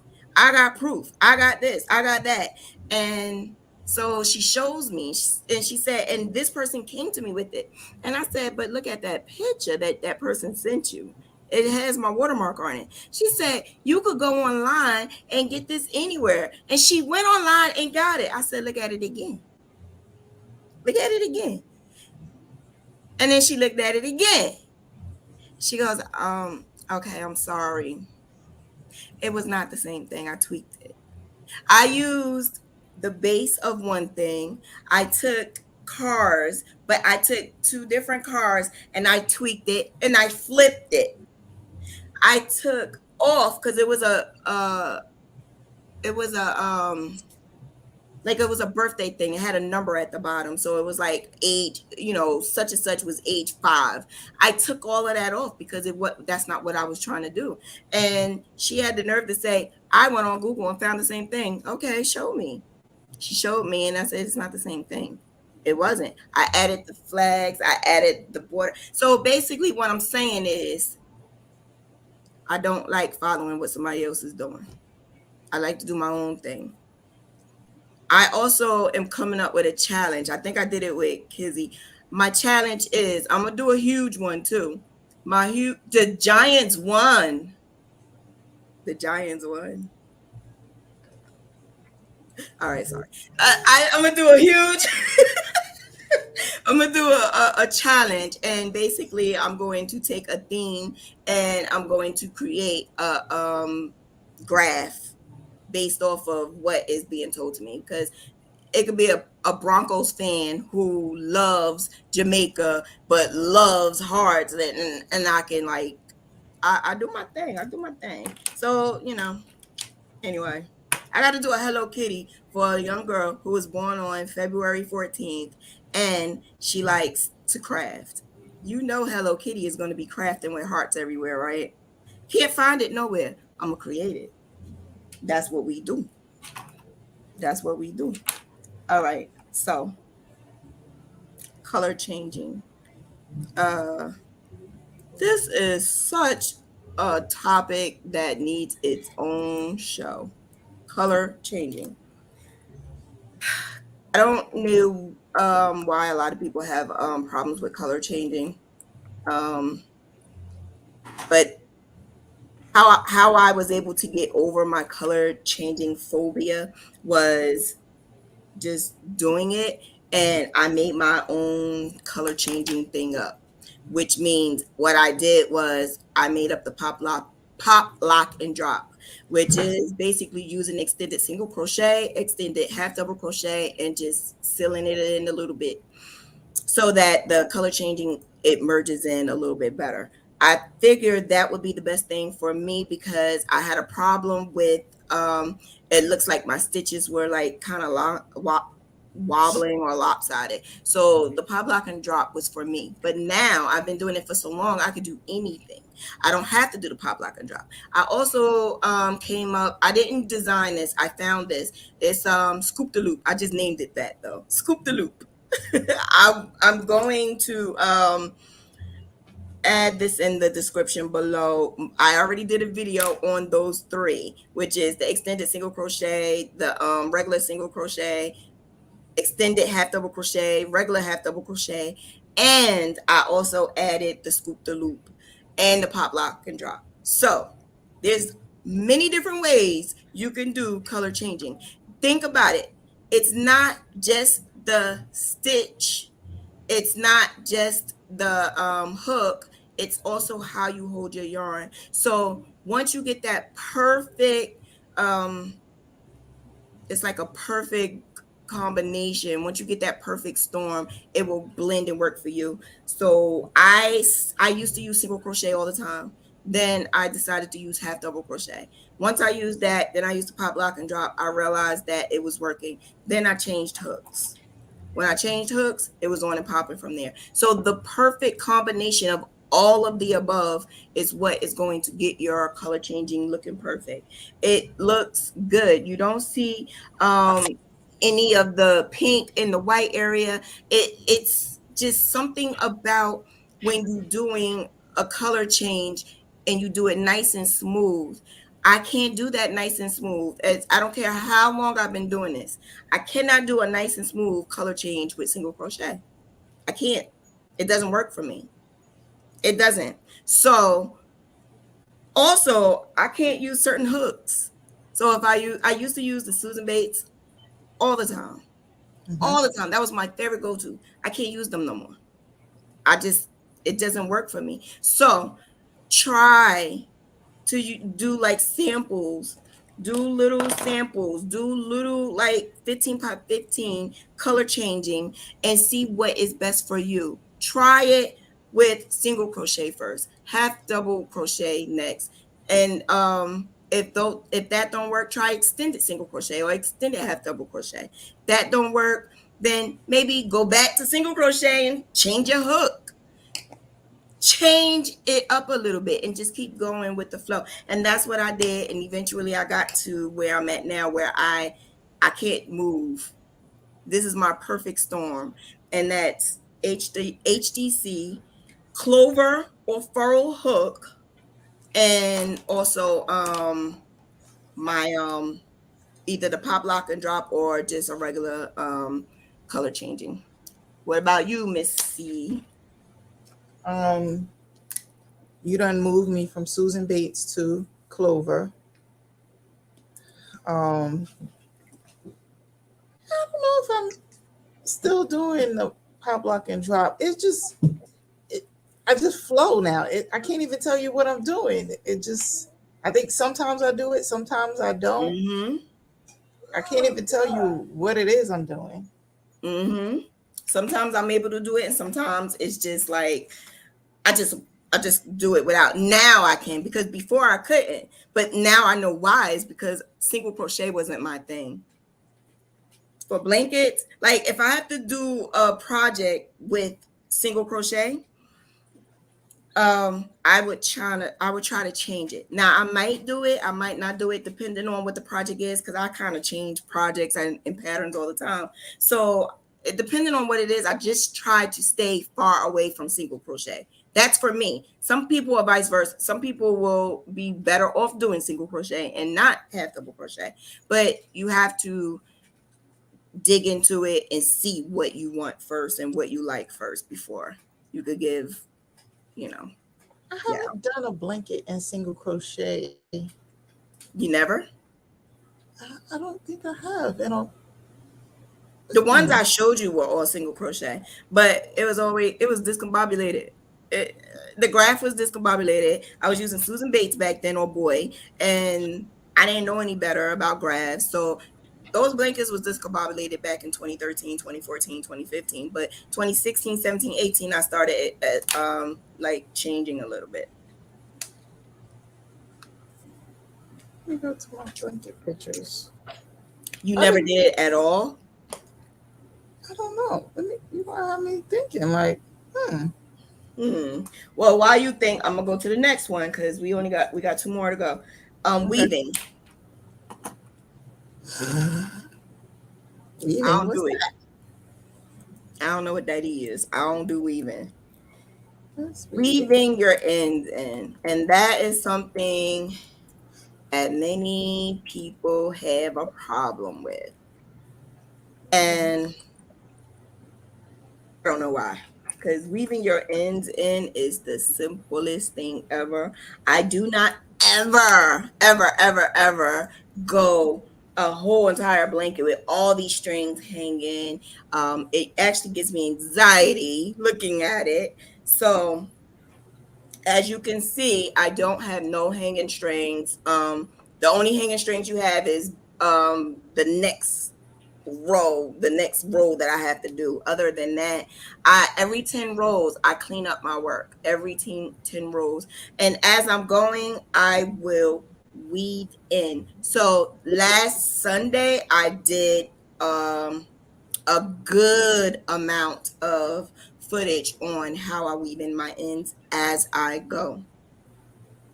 Do I need the tapestry needle, or what is it called, darning needle? Yes, sometimes I do need it, depending on because we did this last week. So depending on the areas, like right here and right there, those are just one stitch where there's no other color around. I can't do any weaving in with that. So I would use the needle to weave around it, and that's it. So out of this little area right here, I think I may have to use the needle 3 times. 3 times. Other than that, all I had to do is snip, snip. And I also use my hook. So I would use a smaller hook. So if I'm using a I or a J, what I would do is I would add the hook, and I would put in I would weave in my ends with the hook. I don't I don't use anything else. Oh, thank you, Debbie. I appreciate you. That is so nice of you. I appreciate you. It's um it's beautiful. It's beautiful when you feel wanted. It's beautiful. But the thing I wanted to show you real quick was when you have all those hanging strings, you don't want it's anxiety, right? When you finish, it's like a lot, and you're like, oh my God, I don't want to do it. I don't want to do it. And you just made this huge masterpiece, but you got all these strings. Do it as you go. Do it as you go. Yeah, like this. Do it as you go. So it's only a little bit of strings that she has hanging, and that's it. That's it. And then when she go back, she could just cut them. You don't even have to weave them in. You're cutting them. But I do mine I cut them every 10 rows, like 10 to 15 rows, because when I'm finished, I want to be finished. So like every 10 to 15 rows, I try to cut. Yeah. But that's basically how it looks. Yeah. I think I do have. Oh yeah, I do. Wait, I can show you. So all right, look. As you can see, the bottom, I don't have all those hanging strings. I crocheted it in as I go. Yeah, Yep. I crochet in as I go. And so when there's the area where you just have one or two and you can't crochet over it, you can't crochet over those ends, that's when I would use the tapestry needle and I would sew it in, or I would take a smaller hook and just weave it in through the grain, like through your stitches. I would just weave it in. The last live that we did last week, I showed you exactly how to do it. Every single stitch that I did with this one, I showed you how to do it. Yeah, so I get excited showing people that, because that's the reason why a lot of people don't like doing the Graphghan, because they get anxiety about the weaving. But I'm here to tell you, you don't have to get anxiety about the weaving, because if you weave it in as you go, and you have to use your discretion on what you're weaving in. I use something called the Z formation. I always add names to stuff. I don't know why. I have a habit of adding names to everything, but I do something called Z formation. And Z formation is basically me leaving at least an inch or two of the yarn left, and then I weave it in where that color is. When that color stops, I stop, and then when I go back to the next row, I weave that in again. So basically your line is going, in like a zigzag. And to me, my aunt always told me, when you do it that way, it like seals inside your work. When you block it, wash it, and whatever, then and it dries, it really seals inside. So you don't have those strings hanging from it. I don't like the little frilly things coming from it. It bothers me, and it feels like I didn't do my job the way I needed to do my job. So I try not to allow that to happen, and that's how I do it. All right, so the next thing is finishing touches, blocking, and cleaning. Some do, some don't. Some people do it, some people don't. Some people have a whole scheme, some people don't. Some people have their own thing, some people don't. Some people actually clean the yarn before they even use the yarn. I don't. I can tell you what I do. So what I do is, like I said, I have the sheet. I put the sheet on it, especially for a baby. You don't want that blanket for that baby to be, mixed up into other things, especially like our own clothes and stuff like that. You just want to be careful. And so what I tend to do is I wrap it up in a blanket that has unscented, like I wash it with unscented soap or Dreft. I would use that, wrap it up. When I'm finished, I would spray it. So for the baby blankets, I don't put them in the washing machine. I can, but I don't. I spray it with it's like part fabric softener, but it's the Dreft. It's or unscented. It's unscented something. And then I would spray it. And I would let it air dry. But I would spray it until it's like damp. And I'll let it air dry. It air dries for like 24 hours. And then I would block it as it air dries. How I block it, I actually put it up on I used to like that cowboy blanket I showed you. I actually pinned that to the wall. I used to pin them to the wall. You do that too, though, right? You pin them to the wall, yeah. I can't do that here. So what I did was I have the clamp, which is this, and then I have the what you call that thing? What The the picture frame? I mean, what you call it? That you put this on? I know what you're talking about. I know, but I can't say it. What is it, y'all? What is it? What is it? Look who there. Look who there. What's up with them eyes? You wide awake, Miss Hey, 24,000 job lady. I was whooped today. I tried. I got up. Are we live? Oh. I got up at 6 o'clock because I had a lash appointment. Then she told me it was at 8. Then we went tailgating. Then I went and got Jelani. It was just over. I'm sorry, but I'm here now. Right. Thank you. I appreciate you. Because I know you're busy. I appreciate you. Yes, What do you call that thing you hang stuff up on? Like the background. Um, oh my God, I can't believe a backdrop. what's the thing you hang the backdrop on?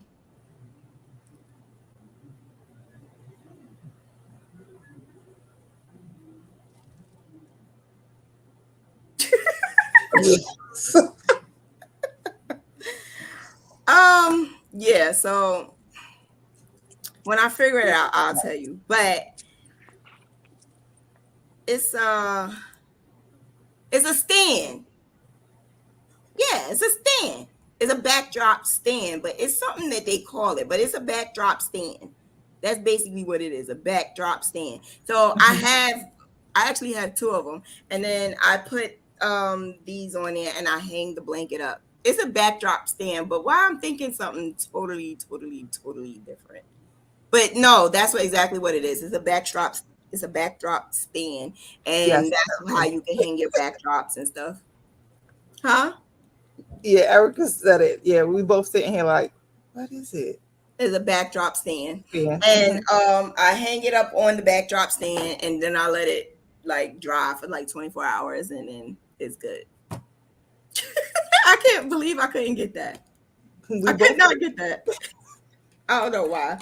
But that's what I use to hang it up and to block it. It blocks itself when I hang it up like that and it dries. And then when everything that I weaved in, it seals in there. My aunt actually showed me that. She showed me that when you do it that way, the yarn actually embeds itself in it because yarn shrinks a little bit when you wash it and it dries. So that's a good thing. That's a great thing. And then the finishing touches of, like, I usually add like one border going around for all of them, because a lot of them are like, it's handmade, so a lot of them are like mix match and stuff like that. So I add that one border around, or if I wanted to add a couple of border or edges, I would add an edge depending on what I'm making. And that's it. Air dry it, block it, and get it to the next part, which is basically adding my my label. I add my label and we good to go. But that's basically I don't know why it took me so long to say that. I'll be on time I next don't know week. why. That's all I got to say about any of this. What? I'll be on I'll be on time next week. Oh, you good. And the other thing is the uh oh, for my scarves, I steam them. Because with Tunisian, they kind of crumble a little bit. So I would have to spray and steam it. So for my scarves, that's what I do. I crochet really tight, even with that. And then you don't really have to with that, but I do. I do. The Tunisian. We're actually giving a Tunisian class soon too. Because the scarf extravaganza is coming up. So when you want to purchase all your scarves and you want to learn how to make it, we're doing a Tunisian class to show you how to make it. Period. I'll be there. Be there or be square. I'm in the Yes. front row, right along with y'all. As you should, sis. You're doing very well, if I may say so Yes, you myself. are. You're doing very well. You're doing very, very, very well. So that show them that's the scarf that I'm talking about. We're gonna be showing how to do Tunisian scarves. I They're like not single crochet, I have double crochet. It's Tunisian. And the reason why I do Tunisian is because the scarves comes out really beautiful. They come out Mm-hmm. really beautiful with Tunisian. And once I started using Tunisian, it was like my go-to thing. I never, ever, ever see myself doing anything else besides that. Me too. Yeah, Gail is a powerhouse with them. Um, yeah, I need to get on there with Gail and Sean. I don't even know where her hands is going because she's just like flying through them. So yeah, I need to get on there with them with this. I'm still beginning. I'm moving a little slow, but it's getting there. I Yeah, have not crocheted since Friday, and I feel like I'm about to slip my wrist. She's lying. I'm serious. no, she didn't crochet since Friday. I haven't crocheted anything. I haven't touched yarn since Friday. I haven't been home.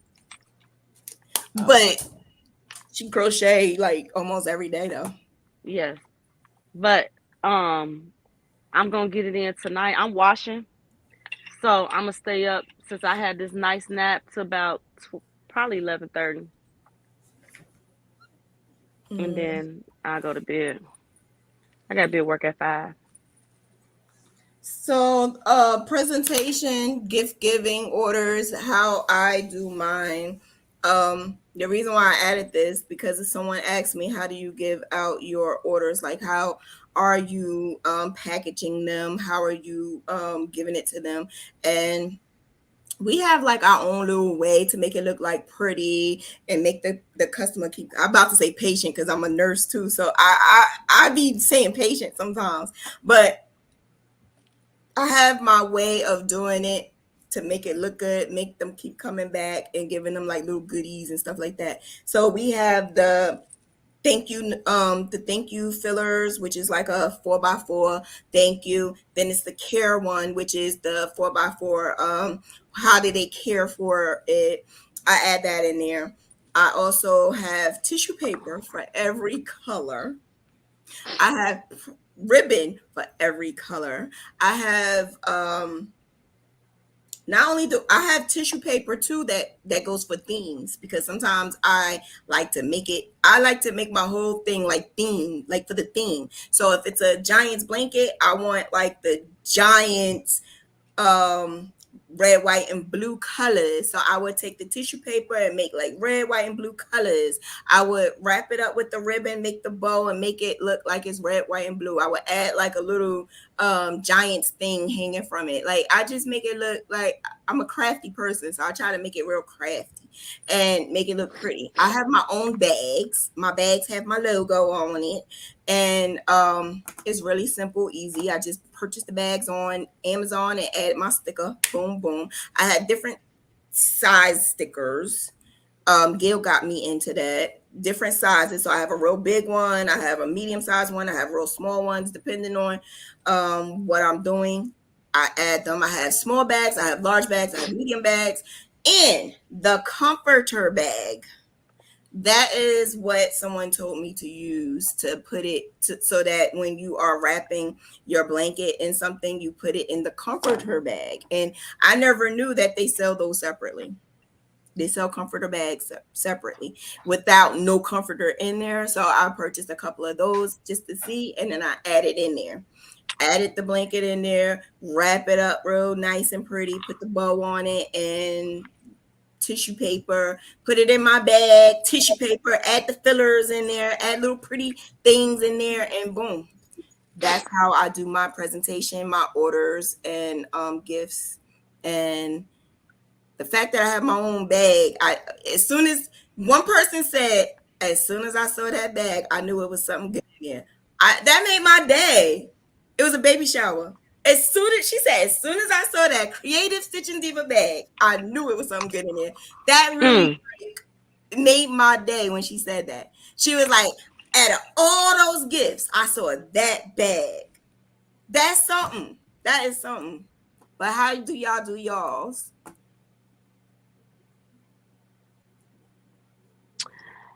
I wrap ribbon. I put the bag, put my sticker on there. I put my wash with care, and I throw it in the bag. But I fold it up as small as I can. And the smaller things, I also have those shirt bags, those cellophane bags, and I put them Yeah, in there. that was a good idea. Mhm. I think I Mhm. love the fact that we collaborate with each other and we like Not stingy. we're not stingy at all. Like whatever I see or I have, I will share, and they do the same with me. Because some people don't want to tell you what they do because they want to be stingy and they don't want you to know what they do. Exclusive. Yeah, like it's real exclusive. So when she showed me about the stickers, that was really a good thing to add. And then when I did my fillers, which is the thank you notes and the thank you fillers and the care ones, I actually made theirs. Right, I made dishes. Yeah, I made theirs. So So I'm gonna start I using love that. our relationship. Our relationship is so dope. Mhm. So before Shauna made my thank you fillers, I was just using um, blank cards, and I would just um, put it through my printer, and or I would handwrite the message on it and give the care instructions and everything on it to make it like a little personalized. And then I would make sure that my logo would print out onto the thank you cards and put that on there. And then um, as far as the gift itself, everything was wrapped in tissue paper. So each individual thing would go into the tissue paper. So normally I was doing the baby stuff. So the baby blanket, the sweater, the booties, each thing was wrapped individually into the tissue paper. Like Shauna, I had the matching tissue paper that goes with everything. So if it was like the red, white, and blue, maybe the blanket was in the red, the sweater was in the white, the booties was in the blue. And all of that will go in the tissue paper and into the bag. I don't have the designer bags like how they do. So right now I'm just using the 99-cent bags, but I would make sure it matches the theme. So I like to use the glittered bags and I would put that in there. I make sure that the person knows who it was coming from and put everything in the bag and give it to whoever it was being delivered. Now, if I'm mailing it everything would be wrapped in the tissue with the card on it. I made sure it was extra wrapped um, because it was going in the mail. So if I had to put it in some sort of plastic, um, it'd have to go in, like the, can't even think of the word now. The, The filler, the mailers. no, not the mailers, the bags where you like suck the, Oh, I know what you mean. The suction. I know what you mean. yeah, I did. Oh, you use that? yeah. Oh, They get wow. them at like, like the cheapy ones from out of Dollar Tree Yeah. and Okay. stuff like that. That's tea. That's some tea. Cause I didn't know that. Okay. You That's get a good them, ass idea. get That's those good. and put it in there That's a and good ass idea. wrap it in. And that's what I use. I love that. I love that. I love that. Mhm. This was an order. No, it was a gift, I think. And so like I said, I would wrap it up. I have ribbon in all different, and this is the satin ribbon. I have ribbon in all colors. I had bought it from Amazon, and it's like it comes in like 24 pack of different types of ribbons. And then depending on what else I'm making, if it's like a sports thing or something like that, or AKA or Delta, I actually will go and purchase that type of ribbon as well, or I will use the different colors. And let me see. So that's my bag. That's the medium sized bag, and it has the cardboard at the bottom, and it's clear. And then I just added the tissue paper around there. I think inside I added some black and white too, because the colors on the blanket was black and white. It's it was a custom made blanket that I had made.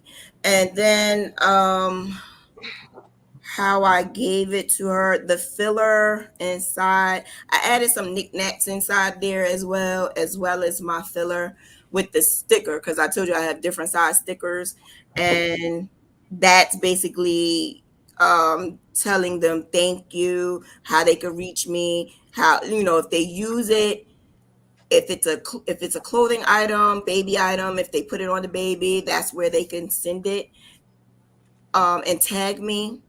And then it's another one inside that basically say how to care for it.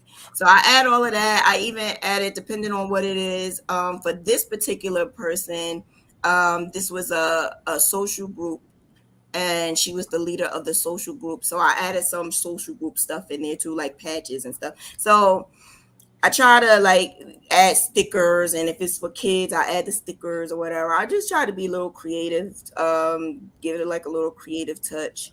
If I'm making, like Gail does this a whole lot too, the layette set, that's something that I add into my prices as well. So if you make a baby blanket and you add the layette set, that's an extra like $100, $200 that you could add with the layette set.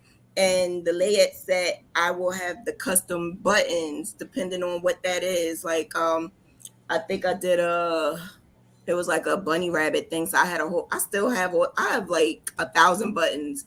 And but Gail got me into buttons. It was buttons that I never even knew existed out there. Buttons that I never in my wildest dreams knew they had. Exotic buttons. I love all buttons now. Like I see buttons, I just buy. Hurry up and buy. I do buy. I hurry up and do it. And then I don't just buy the one, I buy like a couple of them, because you never know. You never know. Because some of them I have that are like discontinued now. So you never know. You never know. Gail said, right? Always try to buy like three. Three. Like try to buy more. So Yep. that you ain't gotta worry about it later on. Although I need a whole house just for all this stuff, but I got it. I got it. All And my then devices are dead. so when you went Exactly. to That sleep, they lets you went to know. sleep. I'm telling you, I haven't did anything since Friday. That I was on the iPad, it was about to die. My phone about to die. I got this other little iPad, it's dead. So I got on my computer, but now I can't look at any comments because everything's dead. The comments is on the screen. I can't see him. You click the button Oh, that I see says him. comment. Yeah, I'm on private chat. Okay, I can see you guys now. There we are. Hey. All right, so Erica, I have a question about adding new skeins of yarn when the current skein runs out. How do you transition without being able to see it? I tend to have a small bump where I added the new skein. Oh, that's color changing. That's just like color changing. When you adding your color, that's Do what that you is. do You're just color changing. do you do clean color changes? Can we see? Have you seen her color changes? Or is she struggling with the color changes? I don't know. I don't know. You Probably need to let do a us smooth color. know. Um, so some people make knots. That's your no. You don't want to make no knots. But as long as you do like a smooth color change, you should be good. I would take let me see. This is And what stitch is she using? well, I'm doing HDC, like I said. I can't do anything but HDC. But I'm not doing my pop lock and drop. I'm just doing a regular one. I'm picking up my yarn, I'm putting it on a hook, and I'm pulling it through all three. Now, if you're saying that your color ran out. So if I have to add another color, I would stop, but I would make sure there's a good amount of yarn on left. So I'm gonna show you. Make sure there's a good amount of yarn left. I use like maybe 2 or 3 inches left. And then I add my yarn to my hook like that. Pull through all 3 or 2, depending on if you're doing single crochet or half double crochet. And then I tuck on it a little bit.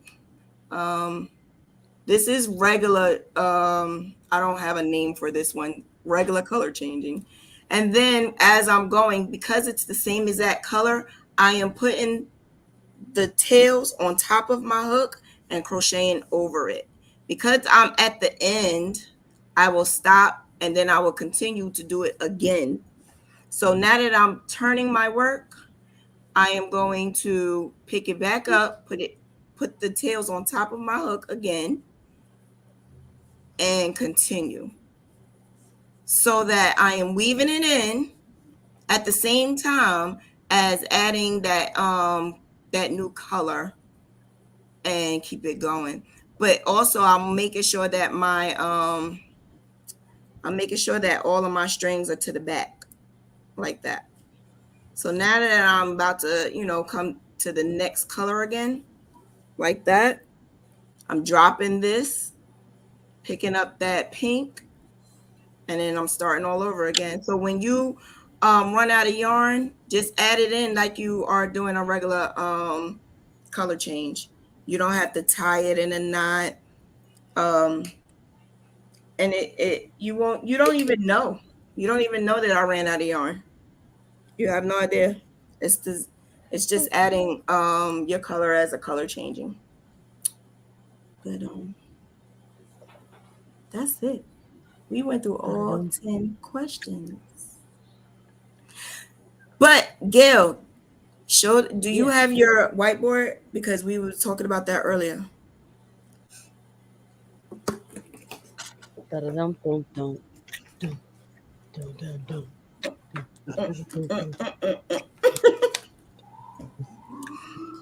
There is the whiteboard.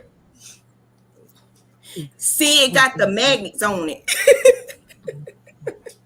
You got the magnets. Look at the magnets. Then And then I buy she hit the these, color it, highlighter. and then I Use your buy highlighter. these to set it up on. So I think they come 2 in the bag, might be 1. So I buy 3, so it goes all the way across. What the So heck is that? that's the stands. That's a You stand? set them up. Yeah, you set them up, and the whiteboard sit on them. This is the back. This is the lip, and it lays on there. That's how it always sit up. Uh, really? you get that from? Amazon? So you mean I can use my board like this? Yeah. That's it. You blurry. That's the whiteboard. You said you was using the Oh, mine regular is white. a magnetic. Mine is a magnetic Yeah, board. but she could put the magnet on there too. I could put a magnet on here too. Yeah, the Oh. magnets go on there. Oh. And then I'm about to show you. So I gotta turn my computer this way. You see it now? Yeah. Okay, that makes sense now. Okay. Okay. So you Gotcha. Because I got a big one in my room. And Did you just get sit excited? there while it's on your bed, and you just. That's cool. As soon as I get into my warehouse, I won't have to do this anymore. And you could just leave it in there. Yeah. And all this drawing will no longer be behind me. You mean the she shed? It'll be in your warehouse. The warehouse. You mean the she shed? No, she don't call it she shed. Not she shed for her. It's a warehouse. It's Gail's warehouse. I was showing everybody the bag you bought me. Yes, they discontinued them. They don't make them no more. Oh, that's what she was saying. Ryan, who? Deshia. She said she was looking for it and can't find it. They discontinued. I was gonna get Shariah one. I'm sorry. Yeah, they discontinued them. Sorry. They discontinuing a lot of stuff. I wonder are they about to rebrand. That thing still look new. You don't use it. I do. I do use it. You don't see the inside. I won't show the inside, but I'm saying mine look beat up. My inside is beat up. I just won't show y'all. I love my It's got all the hook pockets. They are amazing. It's amazing. And then when you could look cute with this is leather the bag. I love my bed. You don't think it'll come back just for Christmas? I wonder are they trying to rebrand because they got so many hooks out. I think they're rebranding. Let's talk to them. Rows left from Roman. I was gonna work on this scarf. I need to do Roman, don't I? It's 26 rows left for Get Roman. rid of it. And Bingle's That's lost Tunisian today, crochet. So when y'all ready to take the Tunisian crochet class, that's not what we doing, but that's how it looks. Look at them bangles. You see this tiger? You see this tiger? Isn't that dope? Bobbins that she using? Bobbins are not life. Let me just let y'all know Girl, that. go to hell. Gail lives by bobbins, but bobbins are not life. Let me tell you that. Yes, they are. I'll finish this one tomorrow. I'm about to work on Roman. Get him up out of here because I don't want to no more. My scarves are fire. Tell me where else you could go to find scarves like mine. Tell me. I want to know. What hook are you using, Gail? Tunisia. No. What size? Oh, I don't know. Oh. It's either a J. More than likely, no, it's an I. I use the I. I got only by I and J's. Okay. I got like 5 of these.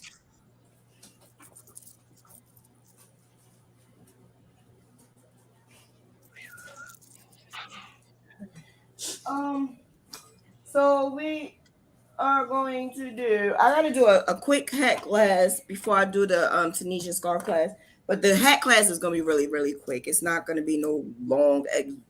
It's gonna be really, really quick because to do a hat, I just gotta show the technique of it. But the Tunisian class is coming real soon. I just gotta pick a date, and we're going to show you how to create a scarf. It's going to be a scarf that we all are going to create. And I figure why not do like an awareness, because everybody could use an awareness. Everybody has someone that they can give the awareness scarf to. And doesn't, it could be any type of awareness. It doesn't have to be anything, but I am like leaning in up to Breast Cancer Awareness Month, which is October. So we will be doing the Tunisian class. I'm going to show you how to do a basic Tunisian stitch, how to do the scarf with the Tunisian stitch, how to make your back look good like your front. And if you are a part of the Diva Squad, it is free. If you're not a part of the Diva Squad, it will be Dun, dun. not a lot, but it will be like $15. You It'll will have cost to you pay the something. $15. Huh? I said it will cost you something.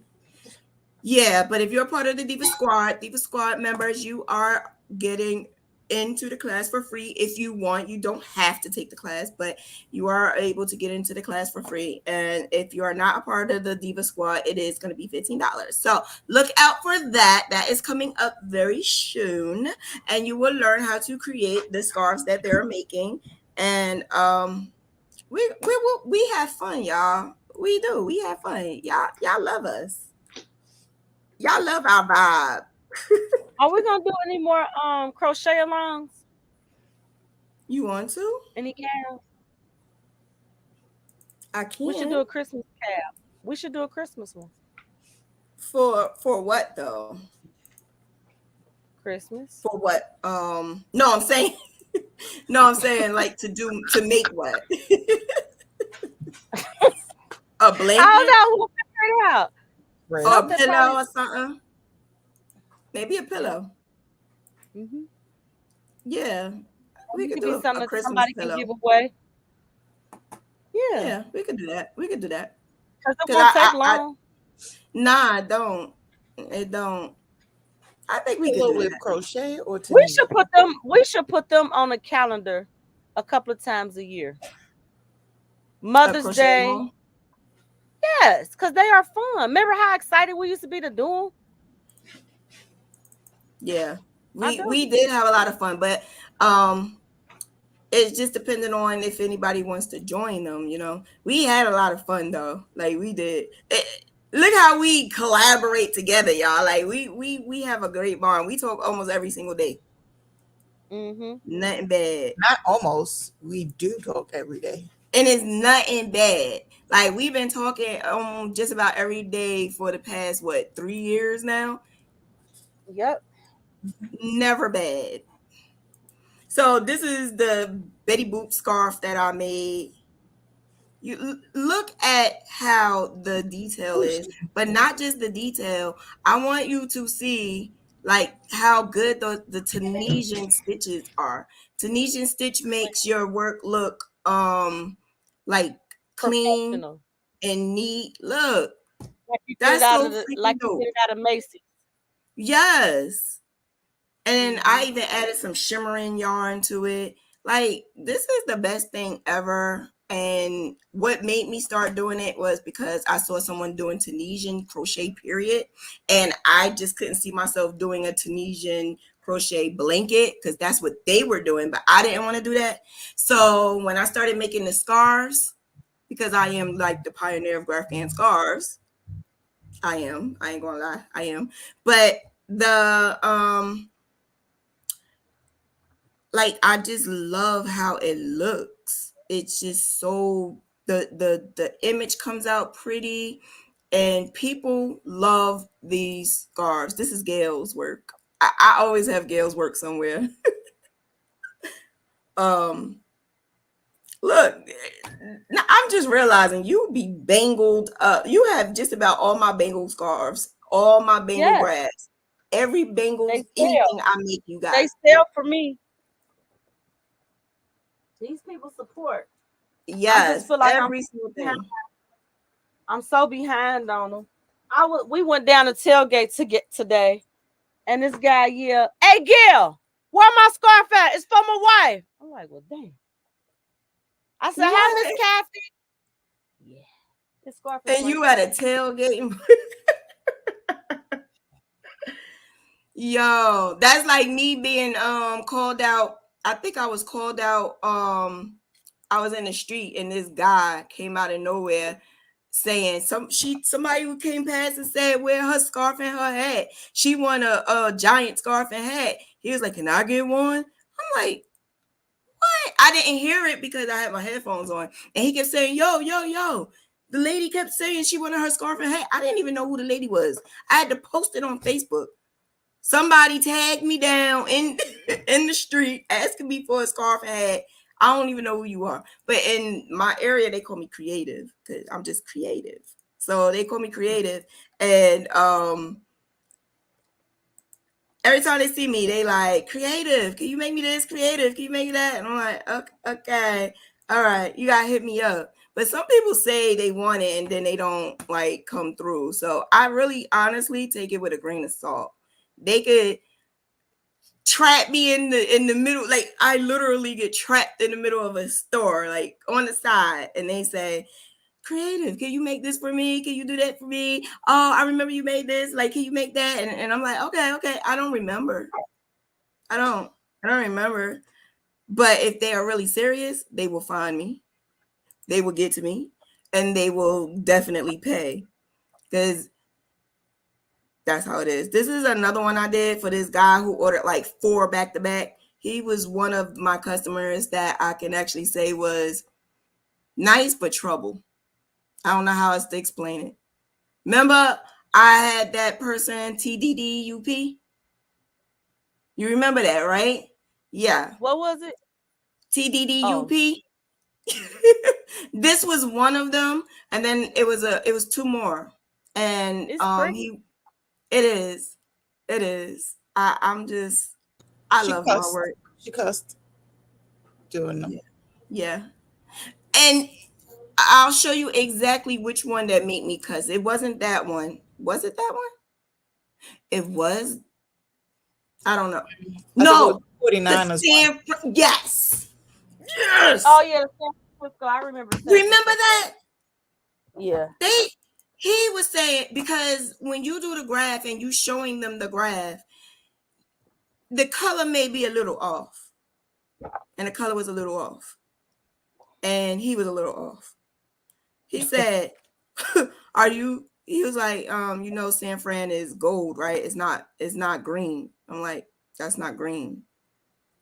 That wasn't green." He was like, okay. Well, I just want you to know that, it's gold." I'm like, "Okay." Then I showed him other colors. And what I did was I showed him the design and I just started making different color schemes to show him. He told me what he wanted.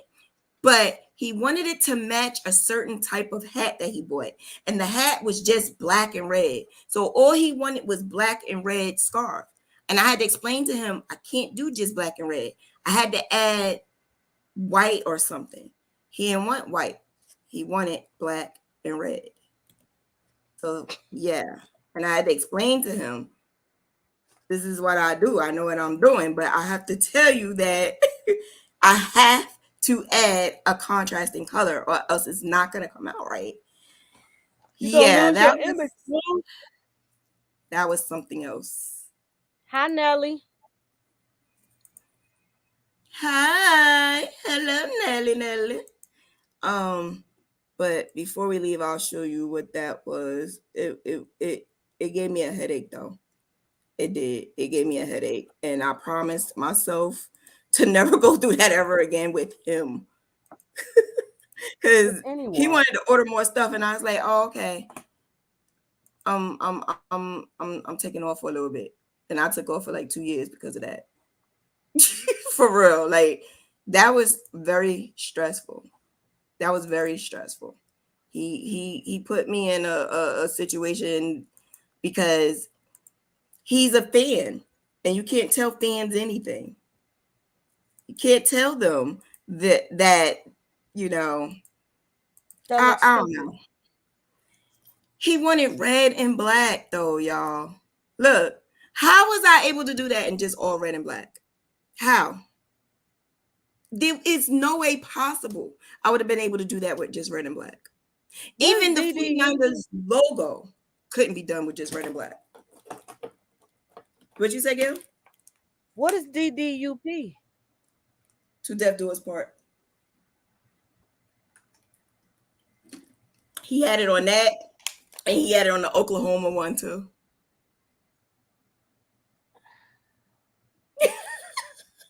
Pick up your lip.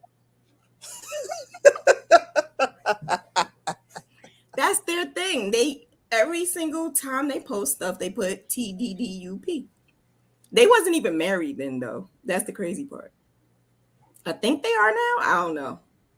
Because you know how some people call themselves husband and wife before they get married? That's how that was. It's calling themselves husband and wife. But yeah. So that's it, y'all. That's the thing that put me over the top. I was it came out nice. It came out nice. And boy did she love it. That lady was posting all the time. I'm sure they're doing it now. I haven't really been on social media, but even it was a LA scarf that I did for a LA Lakers scarf that I did with someone, and she went all out. Like she had these furry boots, she had this Lakers shirt, she had this hat cap. She went to the actual Lakers game with the scarf on because her fiance bought it for her, my cousin. And when she went there, she got ordered. He got me more orders just because of that one scarf. Actually, he's the one who got me the order for this guy. So it's the gift that keep on giving. Like when you do for one person, it's like, and that was, he wanted those scarves because he felt like he gave her everything, and he wanted to give her something like different. That actually made her cry. That was a video that he took. It was a video, and the video made her cry, like boo-hoo crying, because she said that she used to crochet back in the day because her grandma showed her, and her grandma passed away and she never picked it up again. And the fact that he was able to give that to her, a handmade crocheted item that she never even knew that was possible, it was just special for her. So I was happy that I was a part of it. I had to go through a lot, but I was happy I was a part of it. So gosh, that. Wait, what happened? What did I do? Did I do something? Oh. No. I did. But that's just about it. There's no more questions. I think everything else we answered, and Gail, they just wanted to see your whiteboard and your bobbins, and that was it. But we covered finding your graph, preparing your graph. We covered your tools that you need, your ritual, whether you're using a foundation chain or regular chains. We covered the stitches that you use, color changing, weaving in your ends, finishing touches, blocking and cleaning, and your order or gift presentation. I think that is everything you need to at least begin to start your Graphghan. So there you have it. We got it going good. I just need to take every last one of them and do a pre-recorded video on every last one of them. Because I guarantee you these questions are going to be asked again. So it's best if I do a pre-recorded video and start bumping up my older videos. But some of the older videos, I don't even do those things anymore. So I need to get rid of them and do some newer content. But that's it, y'all. We just start looking out for that Tunisian and hat class that's coming. If you're a part of the Diva Squad, thank you. If you're not, click that join button. The join button down there next to the subscribe button, and you could give a thumbs up if you would like to keep bumping us up so that we could keep showing on your timeline, and subscribe if you're not subscribed. To be honest, a lot of our watchers are not subscribed. Subscribe. Subscribe so you can get all the good juicy Graphghan stuff. Gail crazy. Don't threaten them. Don't threaten them. Then they're not going to do it. But yeah, you get all the good juice, the good Graphghan juice, and have fun with us. Like we fun. We good. We fun. And that's just about it. We gonna depart, and we're gonna see y'all again next Sunday. And listen out for those classes that's coming out. I gotta pick a date because I'm still in the process of packing and moving. So I need to make sure that the date coincides with a time where I'm able to do it. But it will be within the next week or two. It will be. Because scarf extravaganza is coming up. And that's when I sell all of the scarves that I have. It's a lot. All of the scraps that I have, I'm getting tired. All the scarves that I have, the graphs, I'm selling them for like a reduced price. They all are like $5-6 now, so I will be selling them for like $3. So you better get them. Look, you see some of them. You can't find nobody else that's going to have graphs like mine. My scarf graphs, you can't. I'm sorry, you just can't. I even got cereal. I got candy. I got old school, new school. I got sports, all sports, baseball, basketball, football. I got international. I got US. I got Canada. I even got, what is that? Bald head hoe stuff. Oh, I do. You got some TV shows.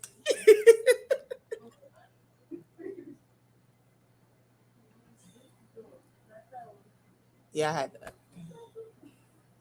Yeah, I got all types of graphs. So look out for them.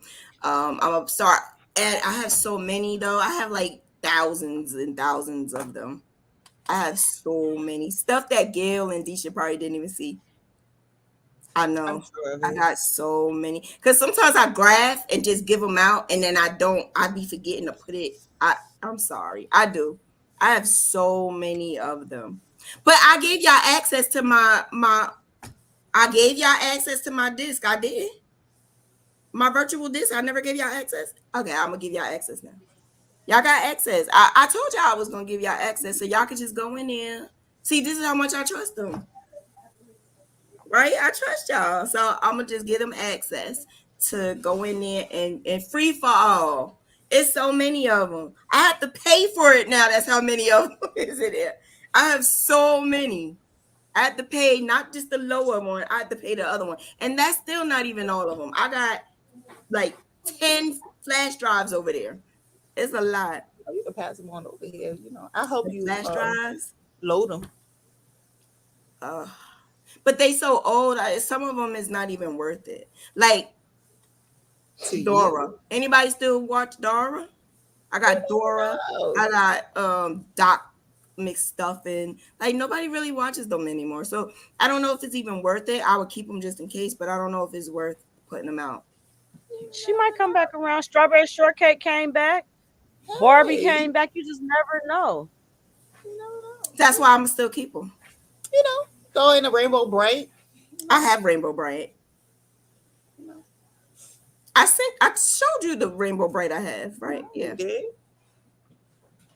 I told you I have Pink Panther. I have everything you could possibly think of. And if I don't have it, I could create it. Boom. Now that you said that,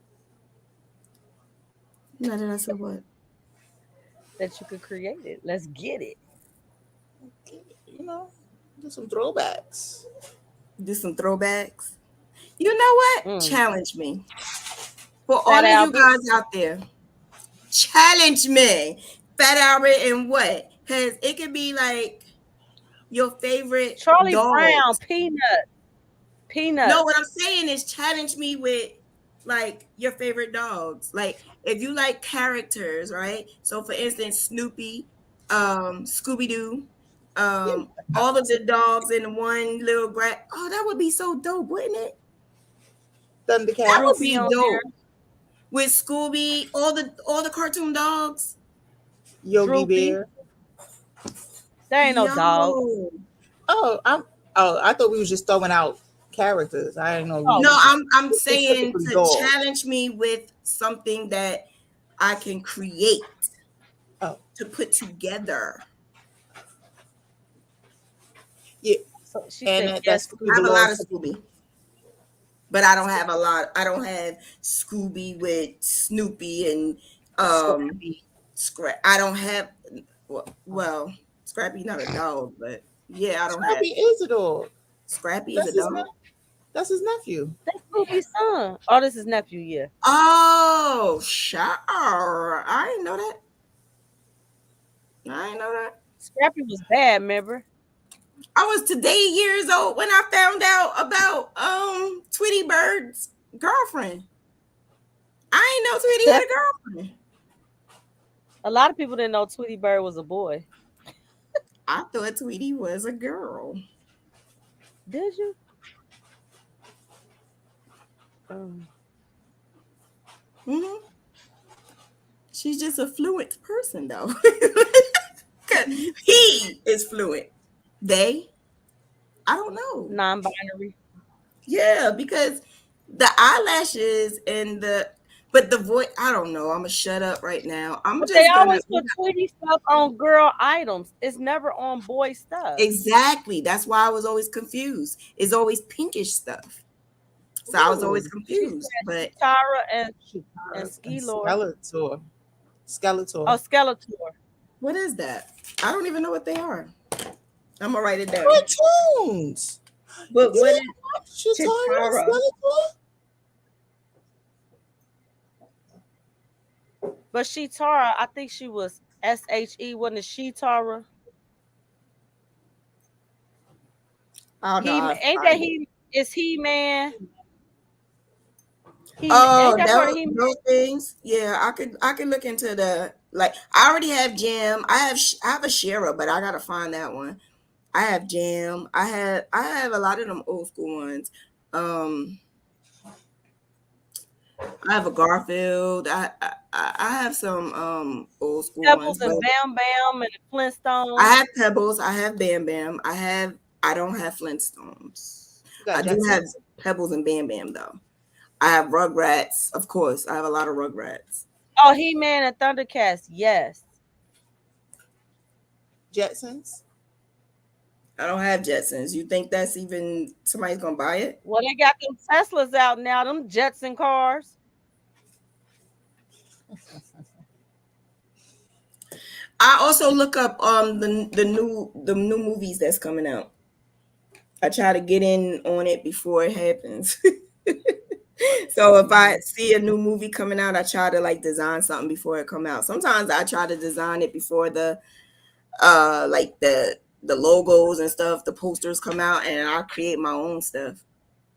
But I don't watch a lot of TV that much, but so y'all gotta fill me in. So whenever you feel there's a graph that you feel like I need to do, hit me up, put it in the comments, send it to my email, messenger, whatever, and let me know, and I will definitely create it and put it in my shop.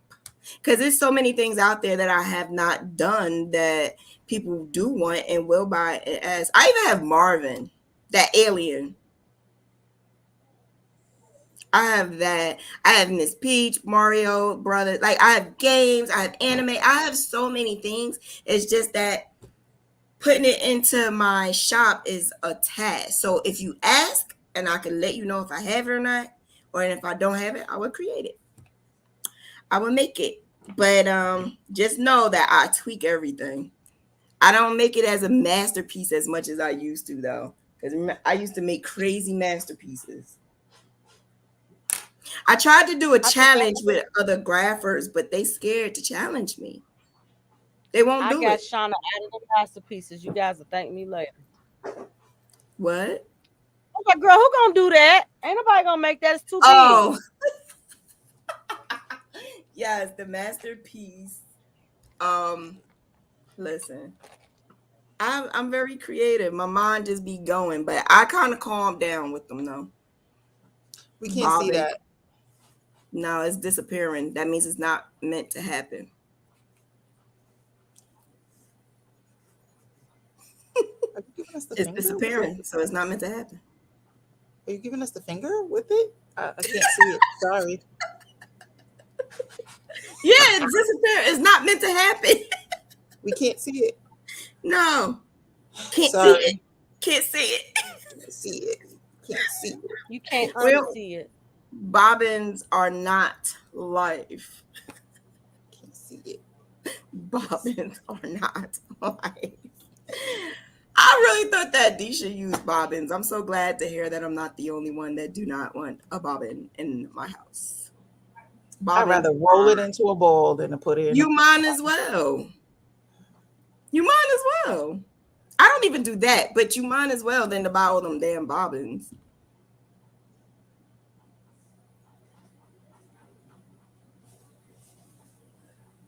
Sorry. I still love you. Yes, we love you. That's that up north shit. You know, Tri-state area. That tri-state area stuff. you still north, baby. You kind of are, though. You just I'm the central gateway north. to the south.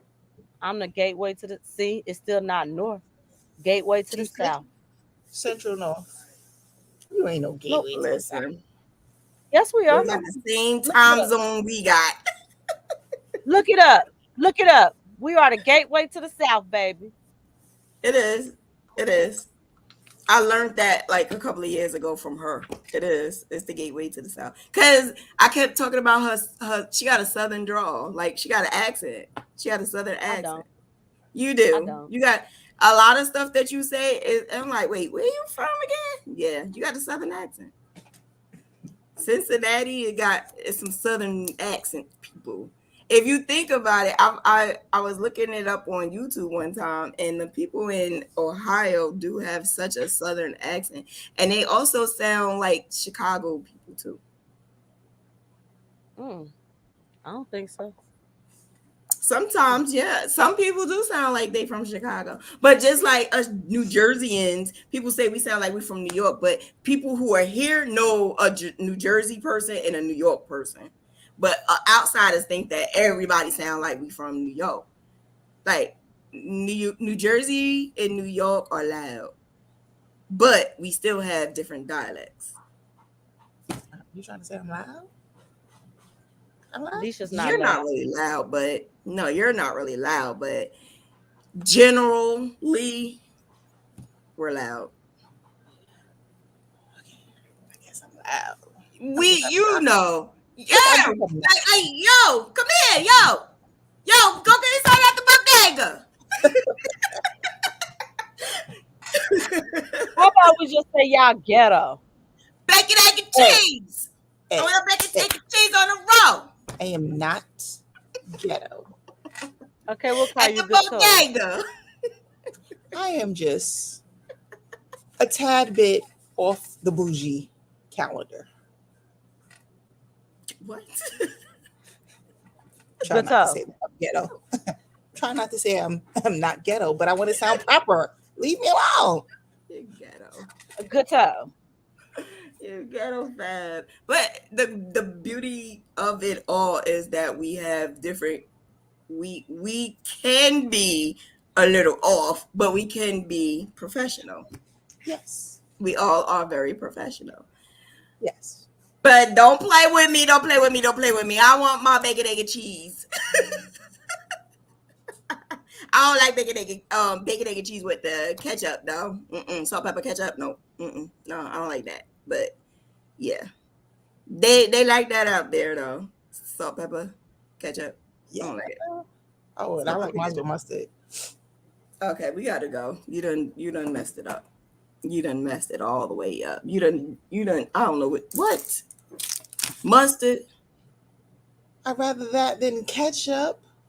It adds a little flavor. I don't eat neither on my bacon, egg, and cheese. What am I gonna do with you? I don't know, but y'all. Pack you up and send you. We gonna leave on a great note right now. On our bacon, egg, and cheese ish. I'm about to eat a fruit roll up. Oh no, I still got a mamba. I need to order us some mambas. All right, have a good one. Look out for the class that's coming up. If you are a part of the Diva Squad, thank you again, and watch out for your invite. If you're not joined, what are you waiting for? What are you waiting for? And you guys have a good night. Have a great week, and I'll see you again on Sunday, same time. Bye. night, everyone.